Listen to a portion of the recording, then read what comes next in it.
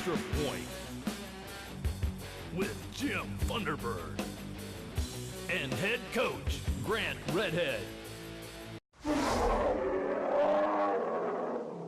Welcome back to Extra Point. I'm Chris Malenga with Coach Grant Redhead and the Bryan Golden Bears. Coach, tough game on Friday night, losing to Van Wert 27-7, but I saw some good things out of the football team this year. Yeah, you know, we are young at some positions, and it showed on Friday. You know, we played very well the first quarter and a half, and then I think some of that youth, they were waiting for other people to take over and who's going to make the play, and, you know, that kind of showed and was exposed. And, you know, Van Wert came in and they wanted to win. They hadn't won in a year since 2015 season.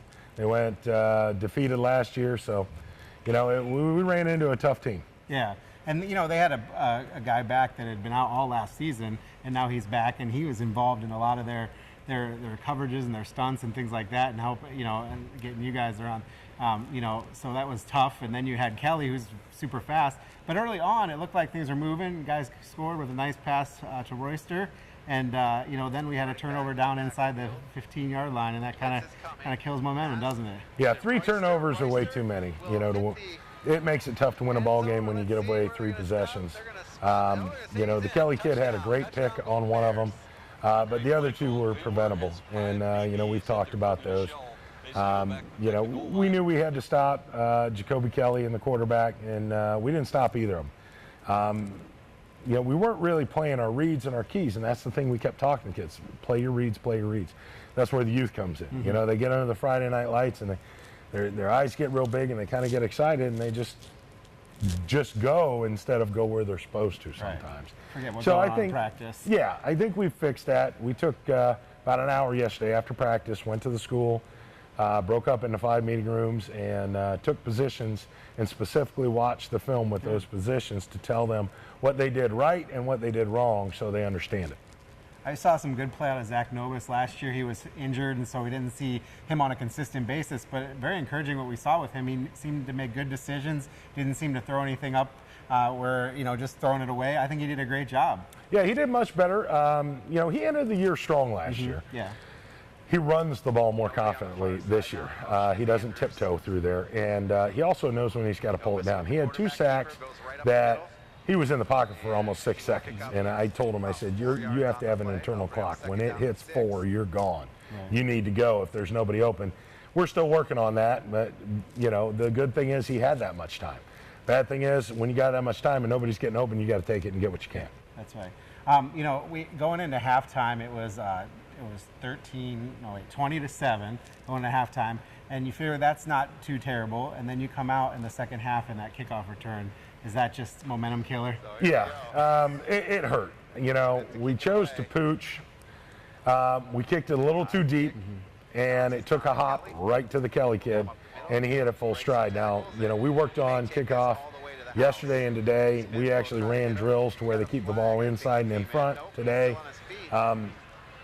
We didn't have very good coverage. We had guys, 2 specifically that got out of their lanes, and 1 that tried to run over a big lineman, and it's not going to happen, son. So you have to stay, you know, in your lanes. You have to defeat the block. You get, you know, again, youth a little bit, but, you know, we fixed it. Hopefully that won't happen again. After that, we settled down and we played better football you and give better up defense. Any score at all in the whole second half, so that was good. You played great defense, and I think the team is coming together, and, you know, I like to see the way they're going. It's good. You know, they want to win, and they want to do well, and they feel the pressure, and, you know, they want to do well for our community and our town and things, and you know, the coaches do too, and, you know, we're working, and that's the thing. It's a work in progress, and we're getting better, and there's things that you won't see us do that are positive. You know, like you don't have our kids getting in trouble. They're good young men.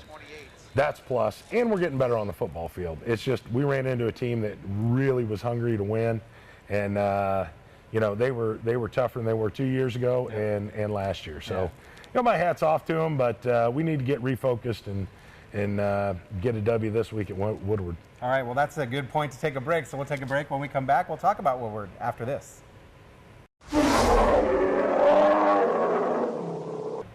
back out on the extra point with Coach Grant Redhead. Coach, Woodward, not a league rival, a team you don't see that often. Is it hard to scout those kind of teams? Well, you know, with Huddle and Trading Film, we traded 2 films.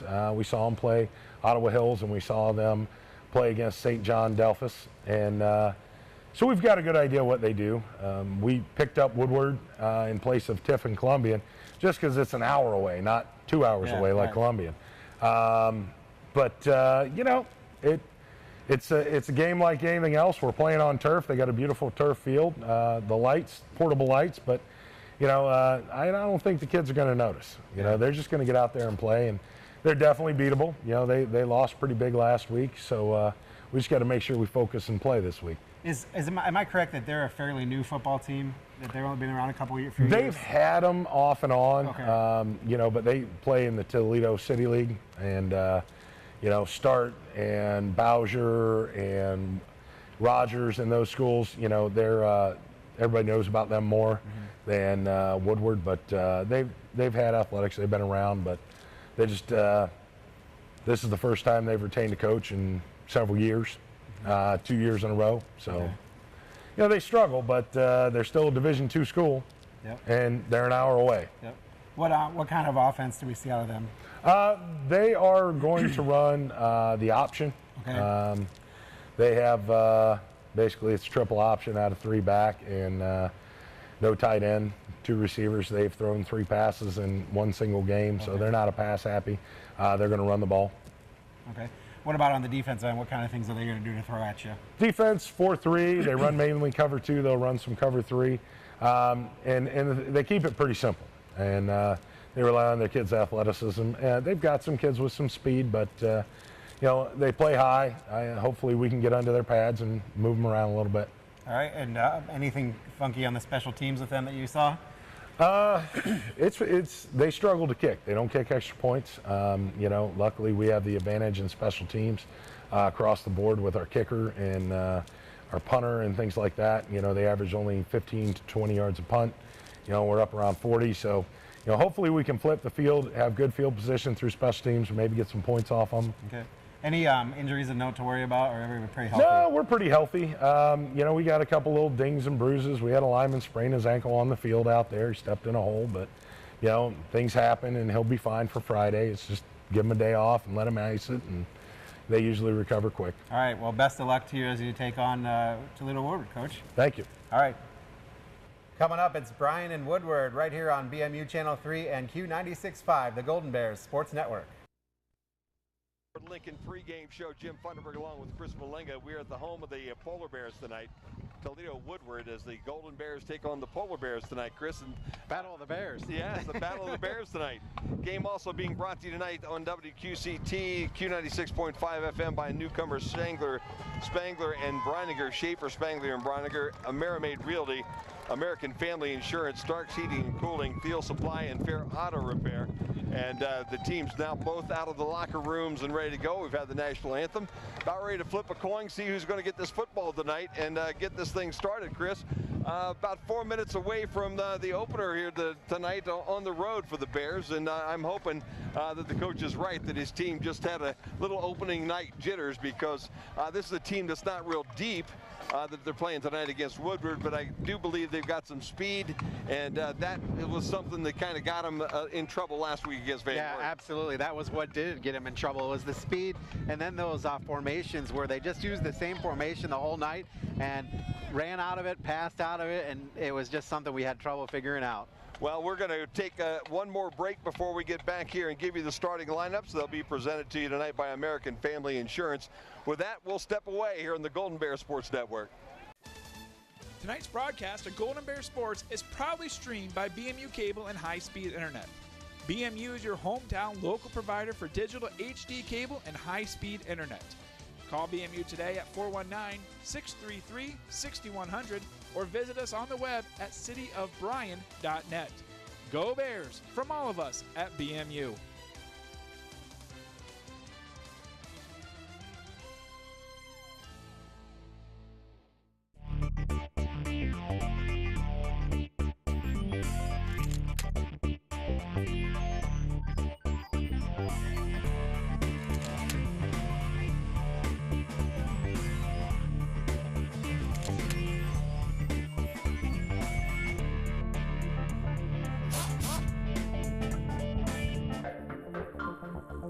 Polar Bears come out with that little fake that so many teams like to do. They come out and fake running the football. Now they spread out and they're ready to kick this off.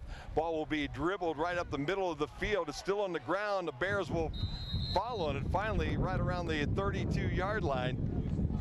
It was just a little squib kick. I was looking for the ball in the air, and it never made it in the air. It was just a little squibber that came right up the center of the field. Bears drop on the football, and they have it. They'll start tonight on the offensive line.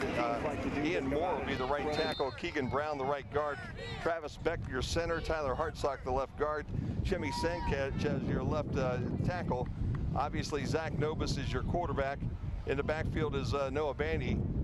And they line up right now with double wide receivers on the visitors' side and double on the home side as they run that traditional Bears offense to turn and hand to Bandy. And Bandy is going to be caught in the backfield for a loss of a yard, maybe two, as the Woodward front made nice penetration and basically stopped the running back in the backfield. Dominic McLean will be the strong safety. The defensive ends, Kenneth Richardson, along with Rico Green. Their tackles are Antoine Hurt and Akeem Sherwire, and it was Sherwire and Hurt were the young guys that were in the backfield for the Polar Bears here tonight. Again, the Bears line up in the pistol. Running back to the left, they'll start Dean in motion heading towards the home side of the field. They turn in the handoff, and the running back this time, Baney again. This time he does get a little running room. He'll get the couple that he lost and a couple more, and he'll set up a 3rd down and 8. Just underway here on the Golden Bears Sports Network. Jim Funderburg along with Chris Malenga. Friday night, football night, kind of windy, kind of chilly here on the first night of September, and we're just underway here at Polar Bear Stadium. Bears will send double receivers both sides again. Again, the single running back left of the quarterback, Zach Nobis. Nobis gets the ball and he drops and looks to throw the football. Now he'll run straight up the middle of the field. He makes the first guy miss. He'll miss a second time, get across the 40 to about the 43-yard line, but he'll end up about 2 yards short, and that will set up a 4th down now for the Bears, and they send the punt team out on the field. Drop it deep will be Dominic McLean. McLean is their quarterback and strong safety. The young fellow is 5'11", 190 pounds, and he is a junior, and he stands back inside the 20-yard line as the Bears get ready to kick this ball away. Smith, the punter, low snap, gets it up. Nice high drifting punt heading towards the right sideline. It bounces inside the 25 and will be down on the 21-yard line, as the Bears defense now will come onto the football field after a 3-and-out on the offense. Well, Chris, I don't think that's exactly the way that Coach Redhead wanted his offense to start. 2 running plays that didn't go anywhere, and then basically nobody open, and a running play on 3rd down, which ended up a couple yards short. So 3 plays for about a total of 8 yards. Yeah, I don't think that's the way he wanted to go either, but that's what we started. McLean will be the quarterback, as we said. Richardson and Demetrius Berry will be the wide receivers. Their slot back is Brandon Larkin. Their running back here today is James Jones. Jones will line up in that basically that wing formation. He'll be at the fullback position. They'll send Williams in motion and turn and hand the football off to Jones, and Jones has some room. He went off the right tackle across the 30-yard line. In fact, that was James Jones, a 5'7", 157-pound junior, and Jones will get 9 on 1st down as he runs right off a right tackle for 9 big yards. Bears defensive front will set up for you here in just a minute. Again, the 3 running backs in the backfield, 2 slot backs, 1 to the left and 1 to the right, and they'll turn again to Jones, and he'll come again the same spot. Another big hole, and Jones is across the 40 to about the 41-yard line. So 2 plays and a 1st down for the Polar Bears. For the Golden Bears, Fender is one of the defensive ends. Connor Ford playing tackle, Connor Beck at the other tackle spot. The linebackers tonight, Dominic and also Potvin. The other defensive end is Matt Harold, and we'll set the backfield up here in just a minute. Again, they turn and hand the ball to Jones, and Jones this time finds the running just a little more difficult, as the Bears do have decent penetration, but he slips out of a couple of tackles, and he'll be forward for about 4 yards. So it'll set up a 2nd down now at about 6. Looked like to me that was Joe Federer, the tackle for the Golden Bears, as he ran right up the middle of the football field. Safeties Winsler and Miller here tonight, along with Wagner, and the cornerbacks are Dean in the backfield right now. Again, they'll run to the right side, and again, Jones has plenty of running room, and it's just nothing fancy right now, Chris.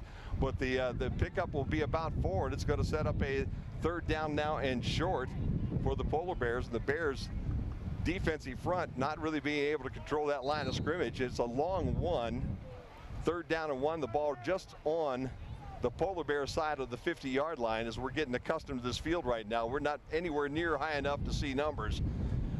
Almost on eyeball level. In fact, we're looking over the helmets. They'll fake it to Jones. McLean will run the option. He'll pitch it back to his back running back, and that is 15, Kamari Anderson. And Anderson will sweep left end, and he'll have just enough for the 1st down as he crosses the 49-yard line of the Golden Bears.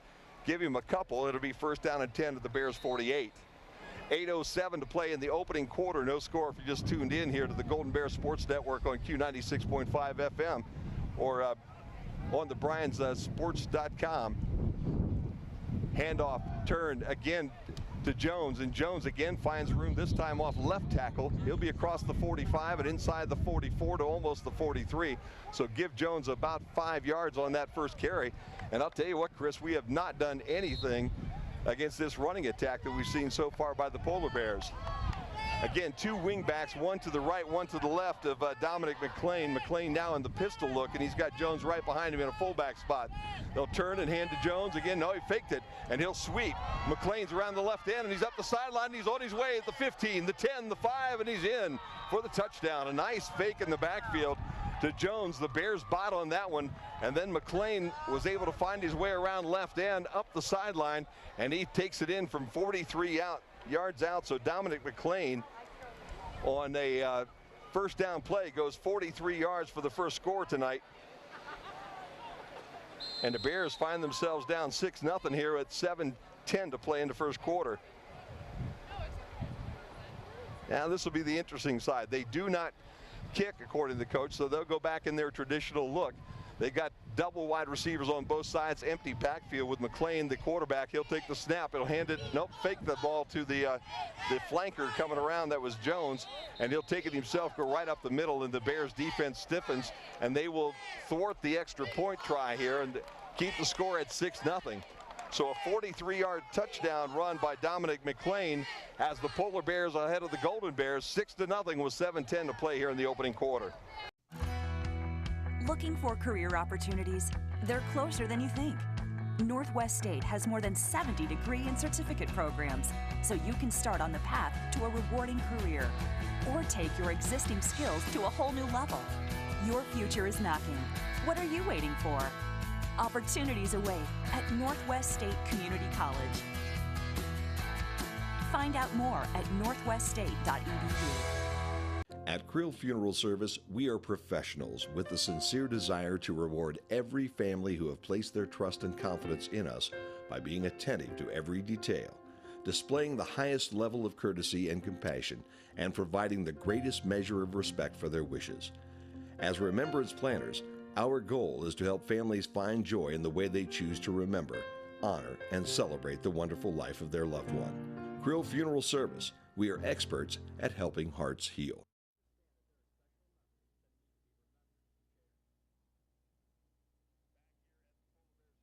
Woodward High School, and Bryson kicks this ball off. It will skip and bounce and be picked up by the Bears. And right up the middle of the football field across the 40 to about the 44-yard line goes Bryson Andrews. The Polar Bears are pointing their way, and I think Andrews lost the football right around the 45-yard line. Nice return as he scooped it up on about the 24-yard line, had it back out to the 45-yard line. But when the pile came up, the Polar Bears had the football, and they will have the football back with 7:01 to play here in this opening period. And great field position, as I've got to swap everything over, is that turnover, Chris, may turn out to be a critical one here for the Golden Bears. Yep. Again, the Polar Bears come out on the field. In that wing attack, they've got 2 slot backs, one to the right, one to the left. They'll send one in motion. They'll turn, fake the ball to Jones, roll to the right and throw, and he's got a completion out in the right flat. That is caught by Barry, I believe. And he'll take that football inside the 30 to about the 26-yard line. And again, we apologize for the numbers, but we are very low. These are black jerseys with blue numbers, dark blue numbers, and it's kind of difficult to get a good angle on who exactly has that football at times from where we're standing right now. So we'll do our best. Again, McLean in the pistol look. He'll turn, and this time he'll pitch it. And the sweep's coming to the visitor side. Around the left end goes 36 or 36 Brandon Larkins, and Larkins turns the corner before he's knocked out of bounds down around the 15-yard line. In on the stop was Logan Clemens, and also chasing that play was also Tyler Hartsock. The gain on the play will be about 5, and it'll set up second down and 5. Football now sitting on about the 14-yard line.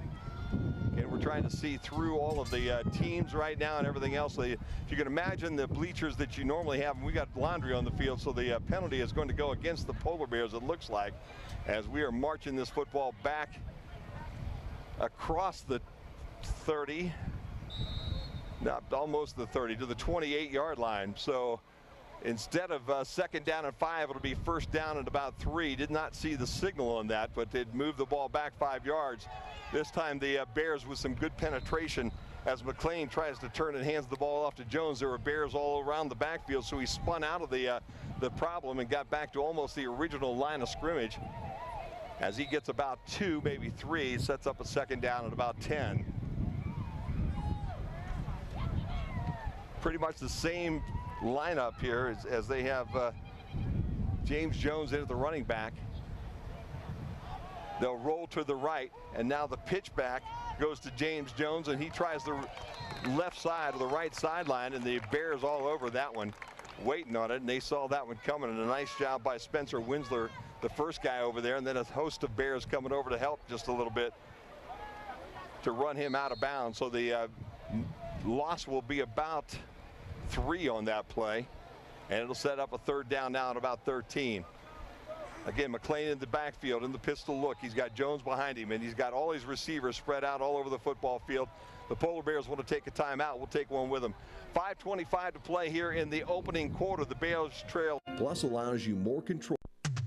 Andrews O'Neill & Lowe is committed to providing you the best value for your insurance dollar. We are an agency built on integrity, offering personal service and sound advice you can trust. That's why we partner with experienced carriers like the Central Mutual Insurance Company for your auto, home, or business insurance needs. Central's quality insurance products are reasonably priced and backed by prompt, professional service, providing value for your peace of mind. Andrews O'Neill & Lowe is your local Central agent. Call us today at 419-636-5050. Like they're starting to step up just a little bit. Yeah, they actually are seeing, well, they're not committing too early, and that's a good thing. Again, Dominic McLean, the quarterback, and he's in the pistol look. He has Jones behind him. His receivers now are spread out to the left and the right. He'll drop straight back and look to throw. Plenty of time. Going to go deep across the middle. That's going to be picked off. Bears have it down around the 5-yard line. I believe that's Logan Clemens that came down with it, saw it coming his way, and he pulled it in. And that is Clemens who makes the interception down around the 2-yard line and advances it out to about the 5-yard line. It will be first down and 10. Golden Bears on the turnover. So each team now with 1 turnover on the night. And let's see if the Bears can take advantage of this one as they send the offense back out on the field. Good turnover. He was right where he needed to be. He really was. And again, good coverage in this secondary by the Golden Bears. And Dominic McLean just delivered a perfect strike to Logan Clemens, who made a nice catch at about the 2 and advanced it out to about the 6, almost the 7-yard line. So the Bears will work from almost their goal line as Nobis goes in that pistol look. He's got trips here on the visitor side, nobody on the top side. He will turn and hand the football off to Noah Bainey again, and Bainey will get knocked down for a loss of a couple of yards inside the 5.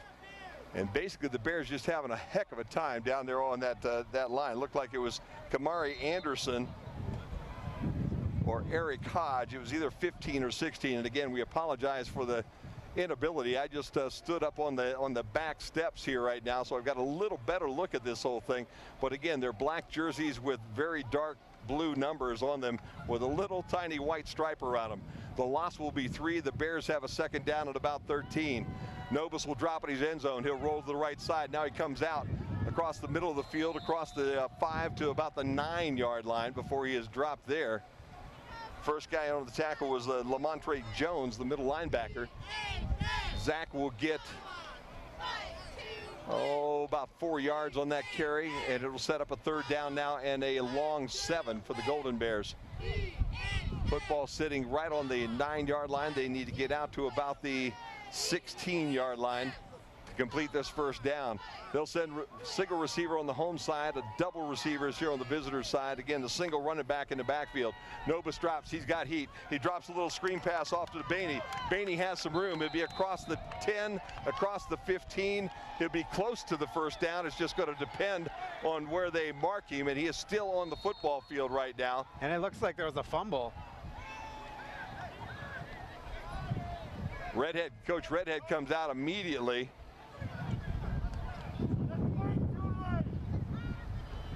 Wow, Noah Baney is on the field still with the trainer for the Bears. The ball is at about the 16-yard line. Both teams now headed to their respective sidelines. Coach Redhead's in talking to the officials at this point in time.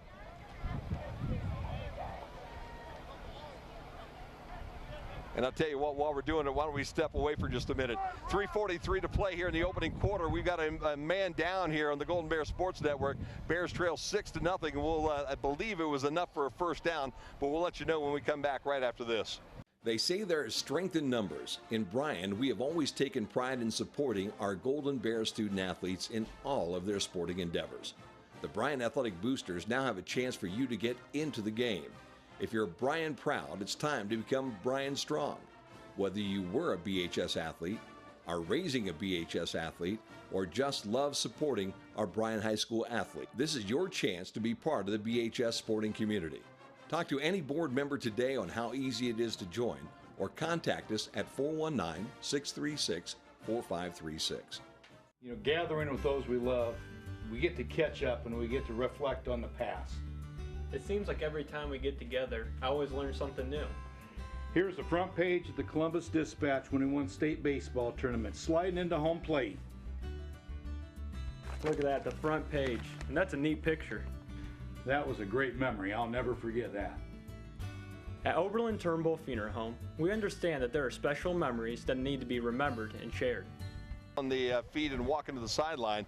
Chris, you think there was a fumble on that play maybe? The way they were celebrating was like there was a fumble, but the way it's marked now, I don't know, Jim. Well, now they're moving the ball back inside the 10. Coach Redhead got thrown for a flag. He was right in the official's face, and they threw a 15-yard flag on him. Okay.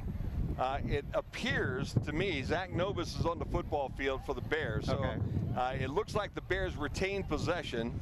The ball's been moved inside the 10 to the 9. And the Bears will have the football. First down and 10, deep inside their territory. And the replacement is James Dominic for Bonnie. And the good news is that he was able to get himself over to the sideline. The bad news is the Bears have the ball first down and 10 on their 8-yard line. And the officials are still talking as both teams now are waiting for the play to resume. 3:43 to play here in this first quarter. Bears are down 6-0. If you missed it, a 43-yard touchdown run by Dominic McLean on the opening series for Toledo Woodward after they held the Bears to a 3-and-out. And then the missed extra point has us where we are on the scoreboard. And now we're about ready to wind the clock and get this thing going again. Nobis, we stand at the 4-yard line in the pistol. He's got triple wide receivers on the home side.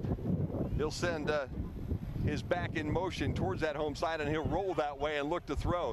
He's got his man all by himself on the left flat at the 20, out across the 22, 23-yard line is Smith, and Evan Smith gets a handful, and the Bears now will get out of the hole a little bit. It'll be second down now and about 5 as the ball is across the 23-yard line. Nice job by Smith. He was just all by himself in that little flat on the home sideline. And a good job to run everybody off with the deep routes on the other two receivers that were lined up on that side. Now we got trips on our side. Same look, just different formation to a different side. And they'll throw that little screen pass, and Nobis throws this one in front of Bryson Andrews. And it skips at his feet. Looked like he had a decent little screen going there, but the ball just didn't get to him, and that'll set up a 3rd down now and 5 as the clock stops with 2 minutes and 53 seconds to play here in the opening quarter. Ball's on the 23-yard line of the Golden Bears. 3rd down and 5. And the Bears this time bring Andrews along with Dean and Smith on the visitors' side. Again, a single running back in the backfield, and that is Dominic. Quarterback drops straight back, got some time, now throws it on the flats. He's got his tight end, that's Devontae Royster, and Royster will have his wheels knocked out of him just a little bit short of that 1st down. Caught the football but couldn't advance it up the field as he caught him on the crossing path, and it will be 4th down now and 1.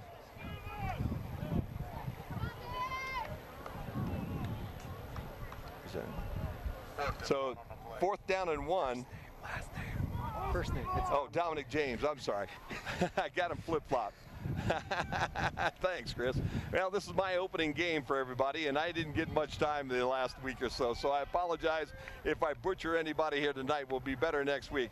Nice punt will hit on about the 45-yard line of the Polar Bears, and will bounce back towards the Bears end line for about a yard, and it's be 1st down and 10 now for the Polar Bears on the 46-yard line, their own 46. Sorry about that. Dominic James, the running back for the Bears. We'll get them all figured out here. Woodward football, 2:04 to play, opening quarter. Dominic McClain, again, the quarterback, comes out.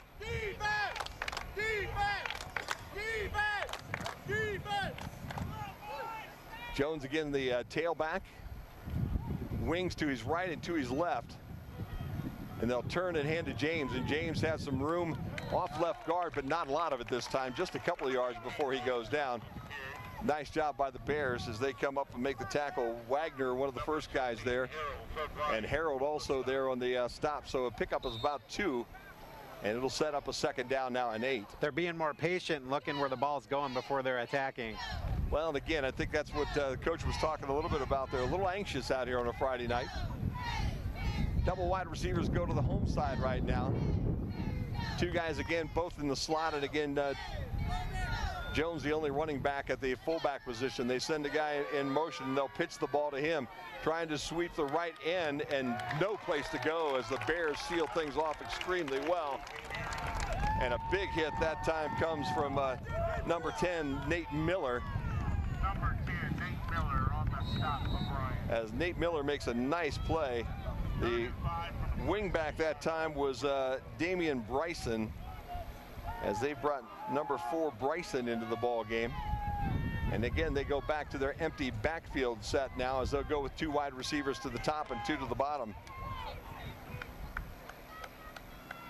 McClain sets his wing back in motion, then he calls his own number, and as he steps into the hole, he steps into the hands of a Golden Bear, and the Bears with the tackle on a nice job. 53, Ian Moore makes the tackle for a gain of about 1, and that does set up a 4th down, and the Bears will get the football back. Logan Clemens drops back deep for the Golden Bears.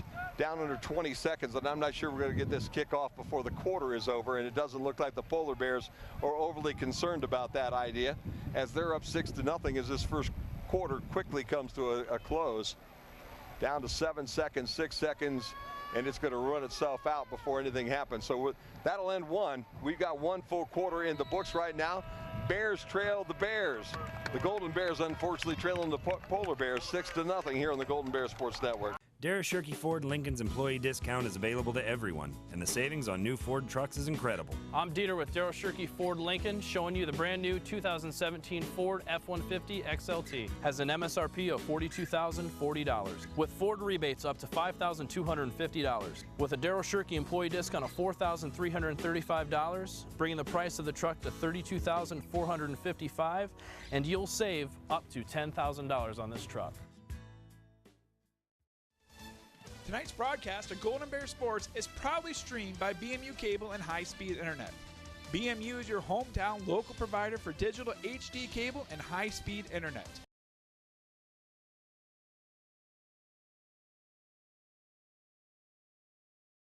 Bryan.net. Go Bears from all of us at BMU.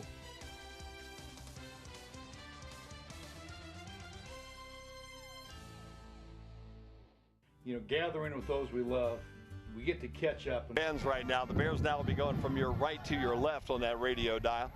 And again, Logan Clemens, the only receiver back, and he stands at about his 25-yard line. High snap, a big rush, and it's blocked, and the Bears following it, and they'll have great field position. They'll be at the Polar Bear 44-yard line. Nice job by Matt Harrell to get in and block that kick.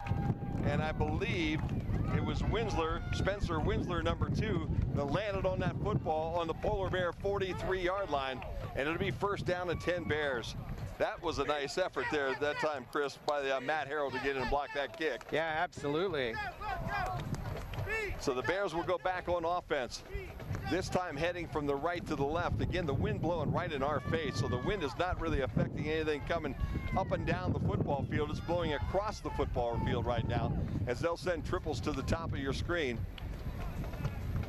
And they'll bring in motion Andrews. Take the handoff. Novus keeps it right up the middle. He's got some room. He's across the 42 to almost the 40-yard line before he's knocked down, so give him about 5 on that carry, and it'll set up a second down and 5 for the Golden Bears. Nice job. So Novus very patiently waited for the hole to open, and then right up the middle of the football field set up a second down and a long 5, giving him actually 4. Smith will go wide to the top of the screen. Dean will be in the slot up there. Single running back to the right of Novus in the backfield, and he'll turn and fake that handoff, and he'll go towards the right, and he'll be very close to a first down as he's around right end and down to about the 35-yard line. He'll be about a yard shy of that first down, but it'll set up a third down at a very workable 1 yard. Just into the quarter number 2 here on the Golden Bear Sports Network. Great to have you along tonight on Q96.5 FM. And on BryanSports.com. And don't forget, tomorrow night, BMU Cable Channel 3 will have the football game with all of the replays for you here at 7 o'clock on Channel 3 on Bryan Cable. 3 receivers right in front of us here on the visitor side right now. Novus will roll that way. Looking to throw, finds a guy, Smith, and he'll catch the football and step out of bounds down around the 25-yard line.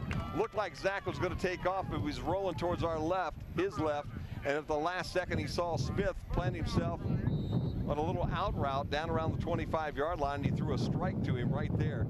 They'll say he stepped out at about the 27-yard line, so it'll be first down to 10 Bears on the Polar Bears 27, and it looks like the Bears, Chris, are starting to find a little composure. Yeah, they are, and you know, I think maybe it just needed that kind of big play like the pump block to get him going. Dominic James, again, the running back. He's to the right of Zach Novus in the backfield. Novus in the pistol look. He's got triple receivers to the top, and now James will work his way into the slot on that right side. Novus will roll to his right, look to throw. Now he's going to keep it. Round right end. He's got room inside the 20 and steps out down around the 15-yard line.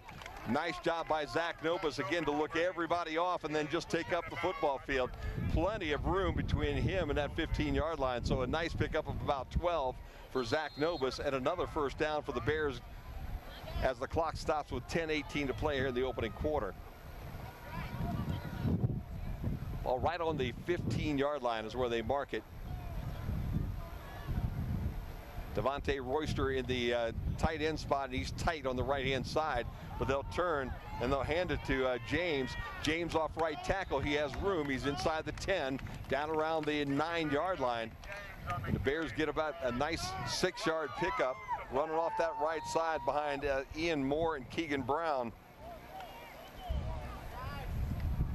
And also their big tight end, Devontae Royster, also on that side. Royster's doing a good job of blocking when he needs to. Well, you know, at 6'3" and 240 pounds, he's no little fellow out there on that field. Triples again here on the left side. Again, a single running back is James to the left this time of the quarterback, and he'll drop, looking to throw. Now he's going to take off running right up the middle of the football field. He's at the 5, gets tripped but falls to the 3, and the Bears now have this thing first down and goal inside the 5-yard line. Nice job by Zach Nobis. Looked to his left, looked to his right, and then right up the middle he had a nice little crease and ran right behind left guard Tyler Heitzlock and Travis Beck, the center. Looked for a minute like he might get in, and then in a kind of an ankle tackle at the end tumbled him down to the 4, so it's first down and goal at the 4-yard line. And James, the only running back in the backfield. Nobis right under center. He'll turn and hand it to James, and James tries to cut it inside and gets wrapped up pretty much right at the line of scrimmage. Not very far to go. Bryan Williams, the young man that stopped him, as the clock now rolls under 9 minutes to play here in quarter number 2, and the Bears down 6-0 here on the Main Stop scoreboard tonight. Don't forget Thirsty Thursdays at Main Stop.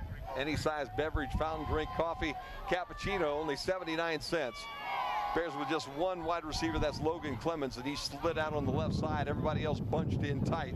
They'll pitch that football to James. He'll sweep the right side. He'll be close to the goal line, but gets stood up and stopped at about the 1. And it'll be third down now and goal for the Golden Bears, and they will mark that football down. And we're going to try to see exactly where they put it. It looks like it's right on that 1-yard line. Yep, on the 1-yard line. Kind of a difficult angle. Again, we tell you tonight we're in a bleachers section that we would normally see for a band. We're probably 10 rows up, and I'm standing at this point in time. If you're sitting, you got to look through the football team here tonight. Again, everybody bunched in the middle, and it's going to be a straight push, and the Bears will push it all the way in the end zone. Zach Nobis calls his own number. Everybody in a white jersey with a gold helmet just put their chin straps on and pushed forward, and the entire pile ended up about 2 yards in the end zone. And the Bears right now have tied this ball game at 6-6 with 7:54 to play in the second quarter. Very nice job. You know, the Bears could have, after that fumble, the Bears could have laid down and died, but instead they played a good defensive series. They blocked the punt, and then all of a sudden they go and they score. So Evan Smith with a chance to put the Bears ahead. The snap is good, the kick is perfect, and the Bears are up 7-6 with 7:54 to play in the second quarter off of a turnover and a nice drive by the Golden Bears, and the Golden Bears maybe have a little more confidence going than they had a little while ago. 7-6, Bears lead here on the Golden Bear Sports Network.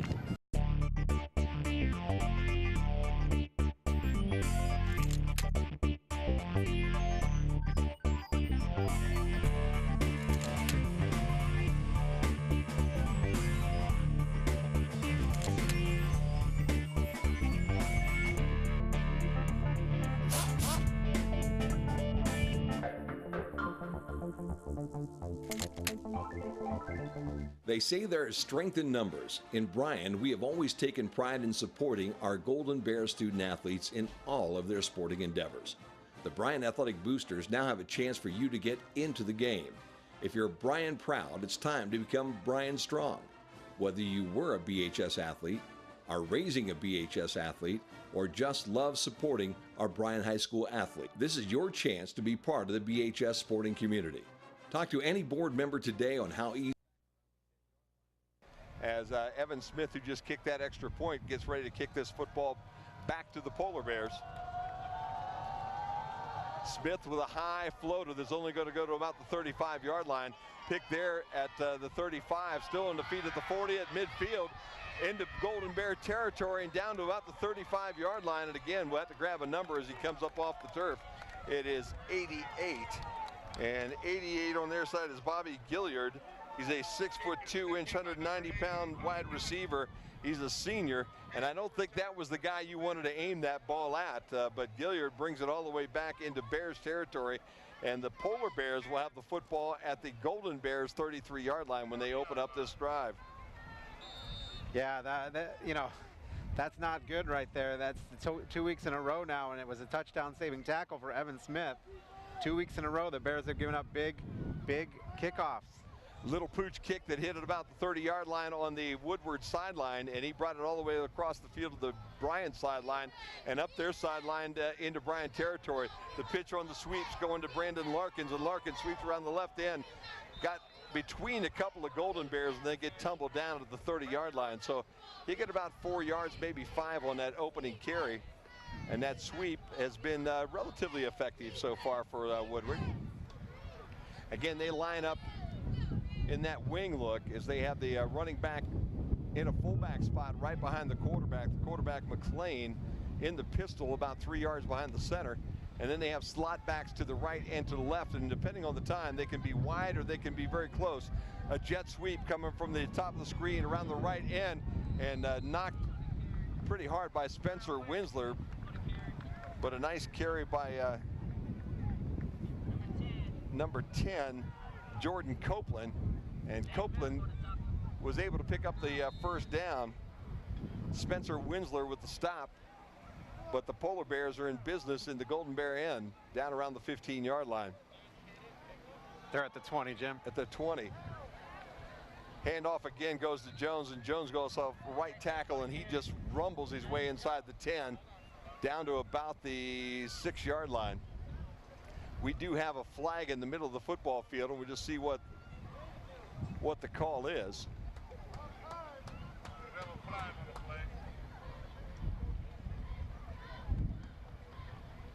Where's the flag sitting, Jim?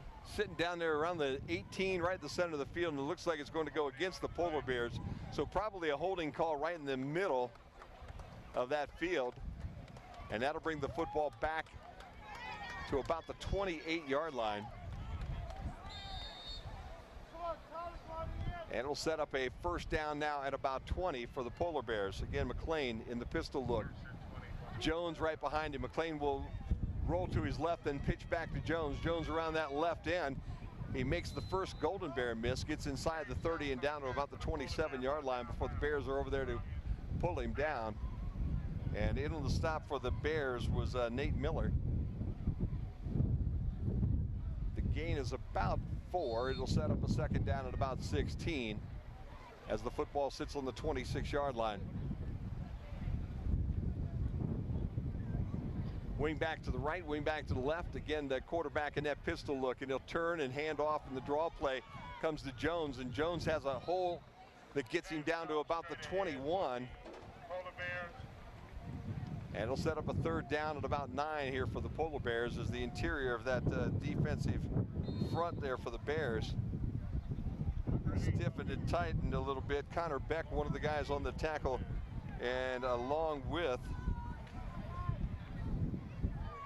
Tyler Hodgsock. So third down and 10, or I call it a short 10 or a long 9. Yeah, I got short 10. Sweep right side, quarterback keeper cuts it back to the middle of the field. He will not get the first down, but he'll end up with about 5 as he crosses the 15, and McLean then brought down at about the 14-yard line. Give Connor Beck the stop for the Bears. And we have a fourth down and about 3, and the Polar Bears will take a timeout. We'll take it with them. 5:06 to play here in the second quarter. Fourth down and 4 for the Polar Bears, and the Golden Bears lead the Polar Bears 7-6 on the Golden Bears Sports Network. Looking for career opportunities? They're closer than you think. Northwest State has more than 70 degree and certificate programs, so you can start on the path to a rewarding career. Or transfer your credits toward a bachelor's degree. Your future is knocking. What are you waiting for? Opportunities await at Northwest State Community College. Find out more at northweststate.edu. Back here at Toledo Woodward High School, Jim Funderburg, Chris Malinga. Chris, nice night for football. The wind started to die down a little bit. Kind of chilly, going to be in the 50s before we get out of here. Polar Bears talked it over on their sideline. They come back out. They've got fourth down and call it a short 4. Back where that's lying, it's more like 3.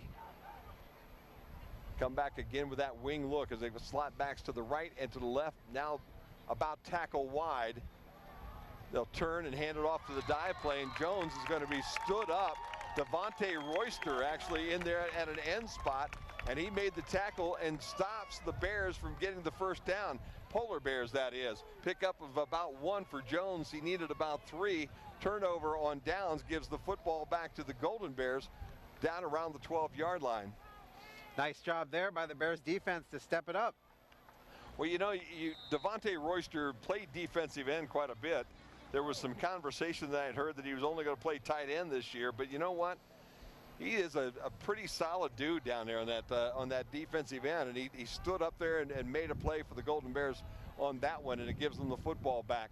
So the Bears again deep in their territory. Nobis drops, looks to throw. He has time. Going to toss this one deep, and it's over everybody's head and intercepted out around the 45-yard line. Polar Bears up the left sideline to the 20, at the 15, to the 10, and knocked down inside the 5-yard line. Going to have to wait until I can see a number. Again, those jerseys are just dark blue letters on black or dark blue jerseys. And 33, Preston Reasonover is the young man that intercepted that football out around the 45-yard line and then advanced it all the way inside the 5. But there is a flag back here on the 39-yard line, so there'll be some discussion. Where did he get it down to, Jim? Inside the 5. I've yet to see him mark it down there, but it was down around the 5 to the 4-yard line. And it looks like it's going to go against the Polar Bears as they're bringing the football back out here to the 39. And a block in the back is going to be the call. Maybe that's what set everything up and sprung everything by a reasoner. And they'll move that football all the way back out to midfield to the 49-yard line. It was a nice throw. The intended receiver was Evan Smith. The ball was over his head. And when you look past him, Preston Reasonover was playing basically a deep safety. And that ball hit him just right in the numbers out there at about the 45-yard line. It was about a 40-yard return, but the penalty brings it all back here towards midfield, and the ball will be placed at the Bryan Golden Bears 49-yard line. It will be Woodward football. So the Bears had one play. They went for the long one, and the turnover gives the football back to the Polar Bears. Again, McLean in that pistol look. He drops and looks to throw. He's running out of time. He'll roll towards his right, looking for some help. Steps out of a tackle. Now he throws it across the field, and he's got a guy wide open down to the 15-yard line. How does that happen? It's completed inside 3 Golden Bears, and the runner's still going at the 10. 3 Bears, maybe 4 Bears, dropping down around the 11-yard line, it looks like. How does that happen, Jim? I believe that was Richardson that caught it.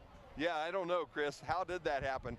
He threw that football from about the 50-yard line, 51-yard line, completed it into the wind across the field, and there was a receiver all by himself down around the 20-yard line. They will plant him down at around the 10, so it'll be first down and not quite goal to go. They say they're calling it the 11, so first down on the 11-yard line. Again, the handoff to Jones.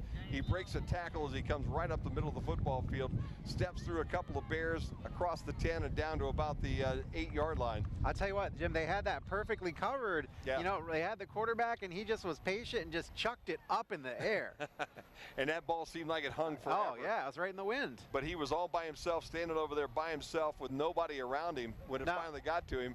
And then the Bears converged on him, and he dragged about 3 or 4 of them 10 yards. Now, if you look at the flags on top of the post, it's going that way, so he had the wind.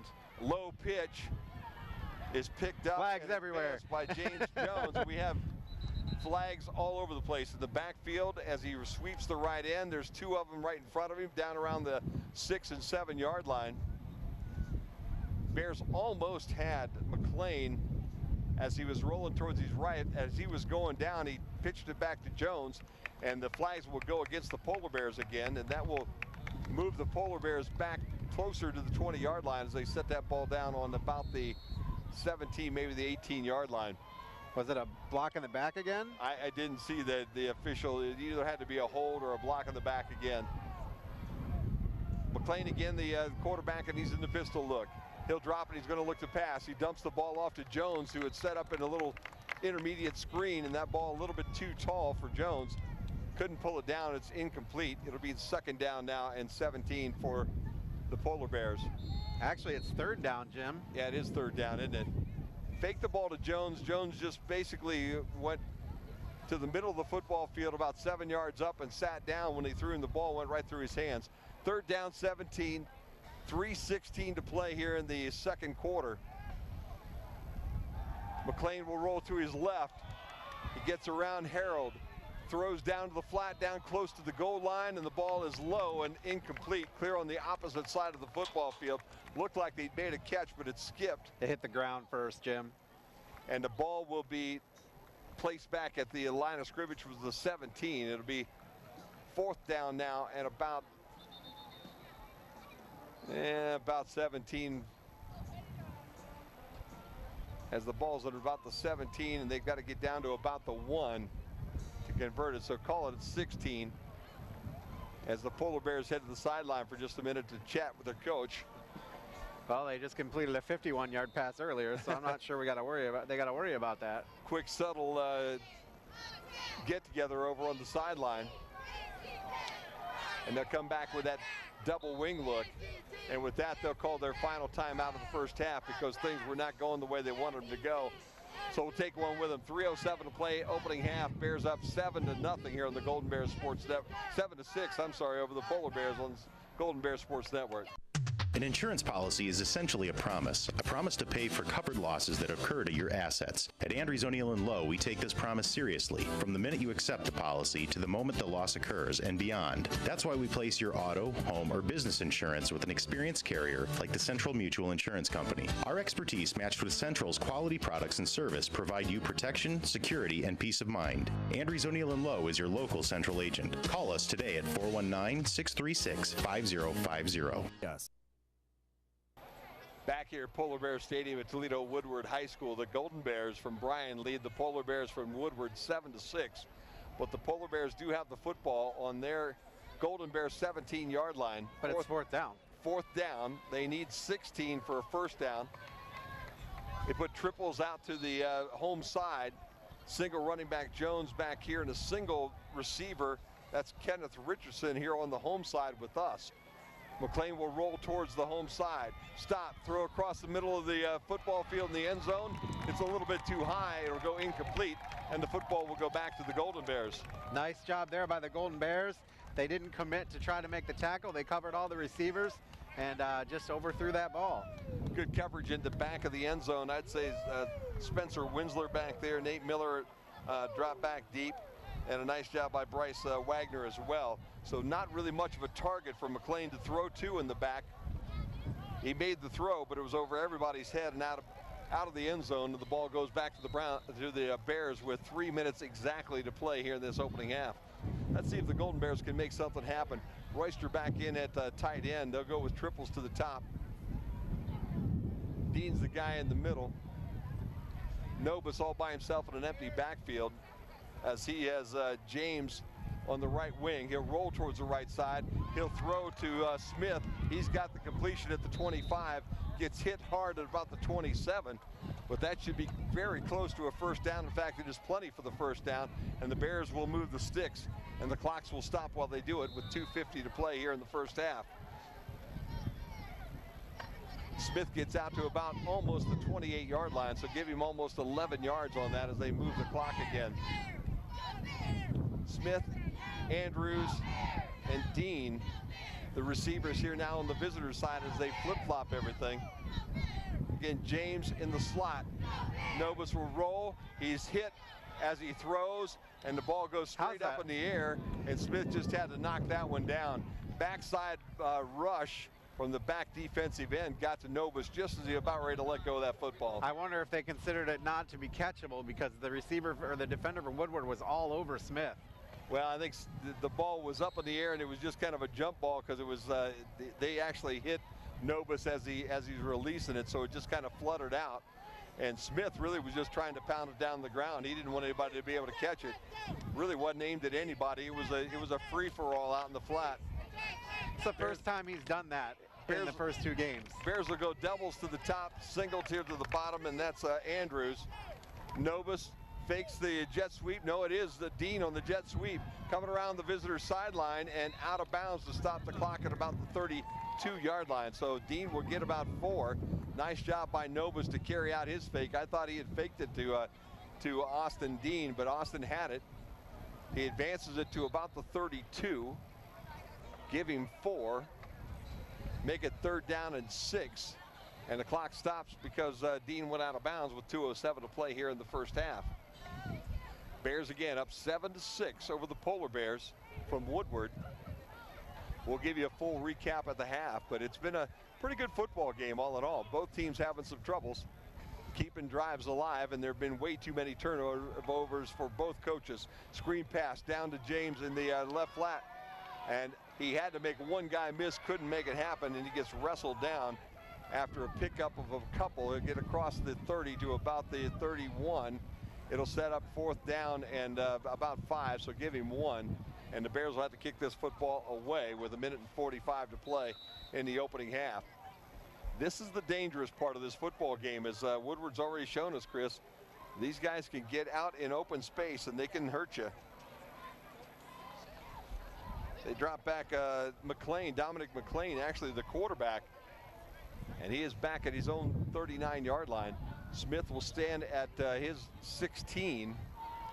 Low snap, bounces over his shoulder, goes all the way back to the 2-yard line, and Woodward's going to scoop it up and score. Wow.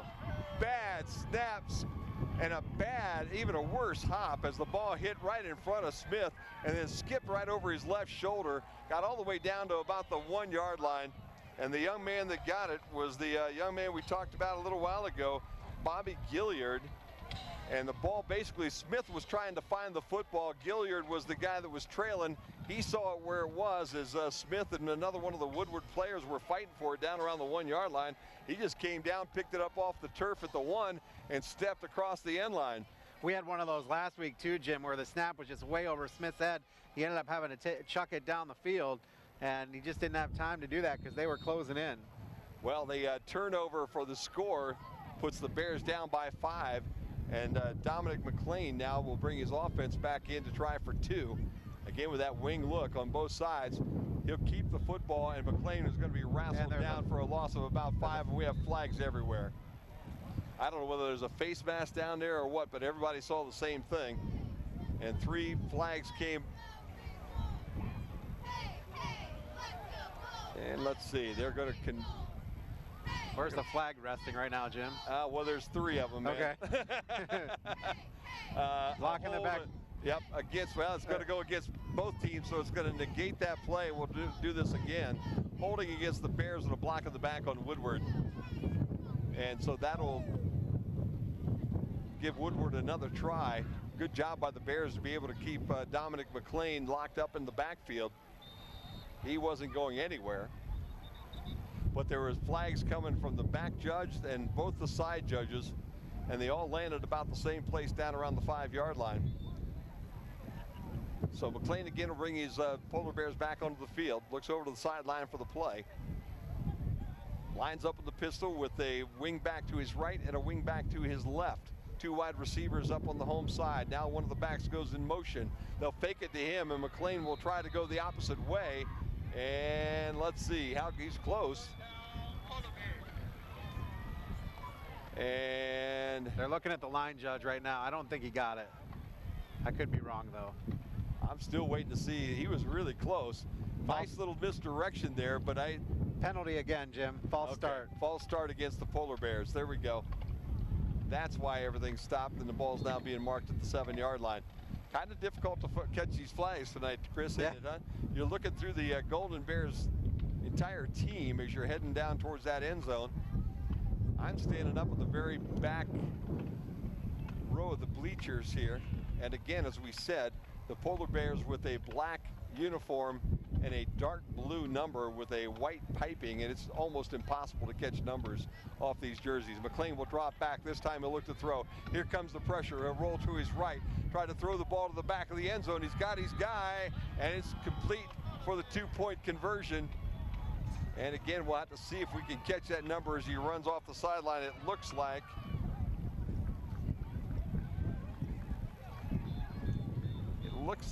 it was maybe 16, Eric Hodge. And let's go to the other side. Nope, 26, Demetrius Berry, 26, the wide receiver, coming across at the back of the end zone, and McLean able to find him back there. And with the 2-point conversion, now the Polar Bears go up by 7, 14-7, with just 1:05 to play here in the opening half. And again, if you just joined us, it was a bad snap that jumped over the left shoulder of Evan Smith. And Smith and another polar bear on the ground trying to fight for the football at the 1-yard line. When another polar bear, 88 Bobby Gilliard, came in and scooped it up and stepped it across the end line for the touchdown. We'll have some scores for you from other games at halftime, Jim. Great to have you with us tonight on Q96.5 FM and BryanSports.com. Whether you're streaming this thing on TuneIn or BryanSports.com, or you're lucky enough to listen to it on the radio at 96.5, we're happy to have you with us. Opening night for me tonight, so we apologize for a little bit of the rust that's going on. We're catching names that have been flip-flopped. My dyslexia got to me there for a minute. Well, Thanks for being there for me. And no problem. And you know the blue numbers on the black jerseys is really hard, even if we're in the press box. I think it might be worse. Yeah, I think it would be. Little squib kick goes to Winsler. He scoops it up at the 40-yard line and is immediately hit right there. It will be Bears football with 1 minute left to go in the opening half. The Bears have all 3 timeouts, and the ball 60 yards away from their end line. So maybe they can make something happen. You know, the old-time Bears would you'd pretty much give them at least a 50-50 shot of cashing this one in. Yep, absolutely. Let's see if Zach Novus's Bears here tonight can make something like that happen and maybe get this season heading in the right direction. Obviously, next week we have a game with Fairview, and we'll travel to Fairview. Not quite the trip that we made tonight, no. And it will be really interesting, I think, to see those 2 teams play. Yeah. Bears bring triples right in front of us here on the visitor side.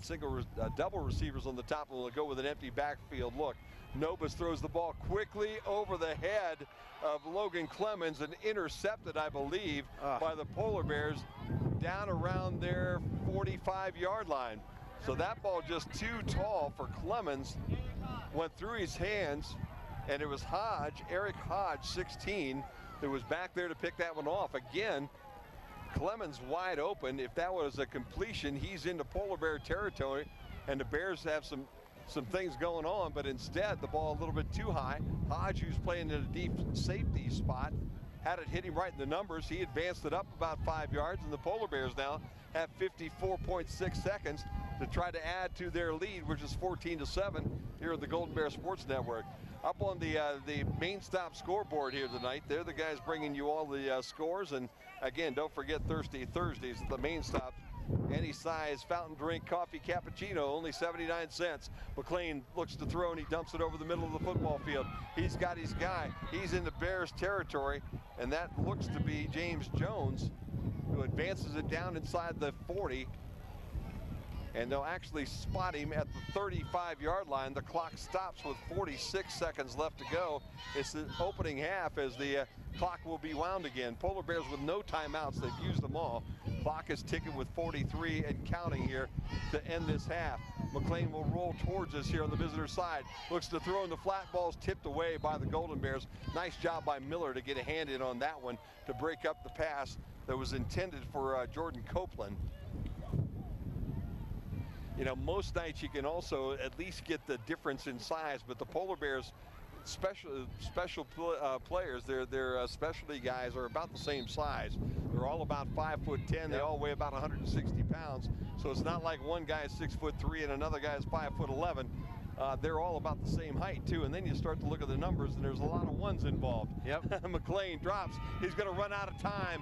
Bears going to smother him for a loss of about 5. Good job by Hartsock on that one to get in and help on that tackle. And also the very first guy in was Ian Moore, 53. And between Hartsock and Moore, they collapse the pocket, and the loss will be about 10, so it'll set up a third down at about 20. Here comes Heat again. They're going to get McLean again, but this time it will be a face mask because Matt Harold came in, had a shot at him, missed him the first time, then reached and grabbed the face mask. It did stop Moore back inside Polar Bear territory at the 48, but I think it was a face mask that will keep this half alive. I think it might be a horse collar, actually. That could be. Either way, instead of that being the last play of the half, I think the Polar Bears are going to get one more try as they're going to march this penalty off at the Polar Bear 48 and bring it into Golden Bear territory. Harold did all he could, but he just absolutely grabbed something he wasn't supposed to as he was going by. He kept McLean from getting out of containment and running around that right end, but the 15-yard walk-off will move the football down inside Bears territory to the 38-yard line. Third down, really doesn't matter the down or distance. They're at the Bears 38 with 3 seconds left to go in the half. They'll have time for one more play before the Golden Bears band will take the field here tonight, and we'll get a chance to do a little halftime work. Now we're going to keep marching. Wow, that ball, there must have been 2 different penalties because they marched it off again, now inside the 30 to almost the 25-yard line. So, and they started the clock prematurely. I don't think that's I think, well, yep, they did. They don't have a timeout, but that they should be able to run at least one more play. They should get an on-time down. Yeah. I don't think the half can end on a defensive penalty. Cannot. You're right. I don't know. The clock all of a sudden started. The Polar Bears are heading to their sideline, but they're going to use this opportunity just to talk. And the clock keeper basically just got a little anxious, so they will put 20 minutes back up on the clock for halftime. And as you said, Chris, they'll run this one without starting the clock, I think, this time. Bears find themselves down 14-7 off a couple of tough plays here tonight. And they really don't want one more score to happen here. No, absolutely not. On this untimed down. But the ball will be on the 25-yard line of the Golden Bears. It will be the last play of the half. McLean again, the pistol look, drops straight back, looking to throw this ball, and he's throwing it deep. He's chucking into the end zone, over everybody's head, and that'll be the end of it. Good coverage by the Bears, triple coverage back in the back corner of the end zone on the intended receiver, and that will bring us to the half. Golden Bears trail 14-7 here at Toledo Woodward as we step away here on the Golden Bear Sports Network. As the baby boomer generation tires of traditional send-offs, funerals are becoming increasingly more personalized. People are pre-planning their own remembrance gathering. Pre-planning is easy and will pay off both emotionally and financially for you and your family. Plus allows you more control over your last hurrah. At Krill Funeral Service, we're not just funeral directors. We are experts at helping hearts heal. And we're back here at Toledo Woodward High School, the home of the Polar Bears. It is halftime. I'm Jim Funderburg along with Chris Malenga, and we're here at the BMU Business High Speed Internet halftime show. And obviously BMU Internet is our group that is streaming for us tonight. They're always the backbone to the Golden Bears Sports Network, and a wonderful job here tonight that Internet is doing for us again this evening, Christopher. Yeah, absolutely. And we love doing the games on BMU, and it's great community service from Bryan Municipal Utilities. Yeah, it definitely is. Ball game being brought to you tonight by Andrews O'Neill and Lowe, by Bryan Athletic Boosters, by the Bryan Ford Lincoln. We're about ready to be in their brand new building here. Everything's coming along really well there. Bryan Municipal Utilities, Darrell Shirkey Ford up in Montpelier, Krill Funeral Home and Crematory, Northwest State Community College, and Oberlin Turnbull Funeral Home. All of them are TV sponsors here for tonight, and our radio sponsors tonight for the Q96.5 FM. Newcomer, Schaefer, Spangler, and Breininger, Amerimaid Realty, American Family Insurance, Starks Heating and Cooling, Theo Supply, and Fair Auto Repair. And I'll tell you what, we might need a little Starks heating and cooling going on tonight, because the temperature has dropped quite a bit and the wind's still blowing right in our face, and it feels almost like November Friday night rather than a September Friday night. Yeah, Chris. I mean, last week it was chilly too, and it's definitely the fall feel, with the kickoff of college football season, everything going on. It's definitely that time of the year. So. Yeah. Big night last night for the Buckeyes. Big weekend of football all around the country. I know Michigan's got a big ball game going on. Alabama gets its season started. Some big games, and I really like the idea of having some games that mean something in that opening week, Chris. Yep, absolutely. It's not just games that don't mean anything or games that are out of conference. I like some of these conference games happening early as well. BG starting this weekend at all? They do. They play at Michigan State on Saturday. Oh, so my gosh. What a tough opener that they've got ahead of them there. Yep. I'm not sure where my Bobcats are, whether they start this week or not, but we might have to look up that schedule for us a little bit. I know my Britons Albion starts next Saturday. for the home game, but they're down in Wabash tomorrow, and I'll be watching them on the GoBrits.com network here tomorrow. So it'll be a whole lot of fun. But this our opening football game of the year, and it has been a pretty good one. A little bit sloppy. Turnovers played a big part in the score right now, and we checked the main stop scoreboard.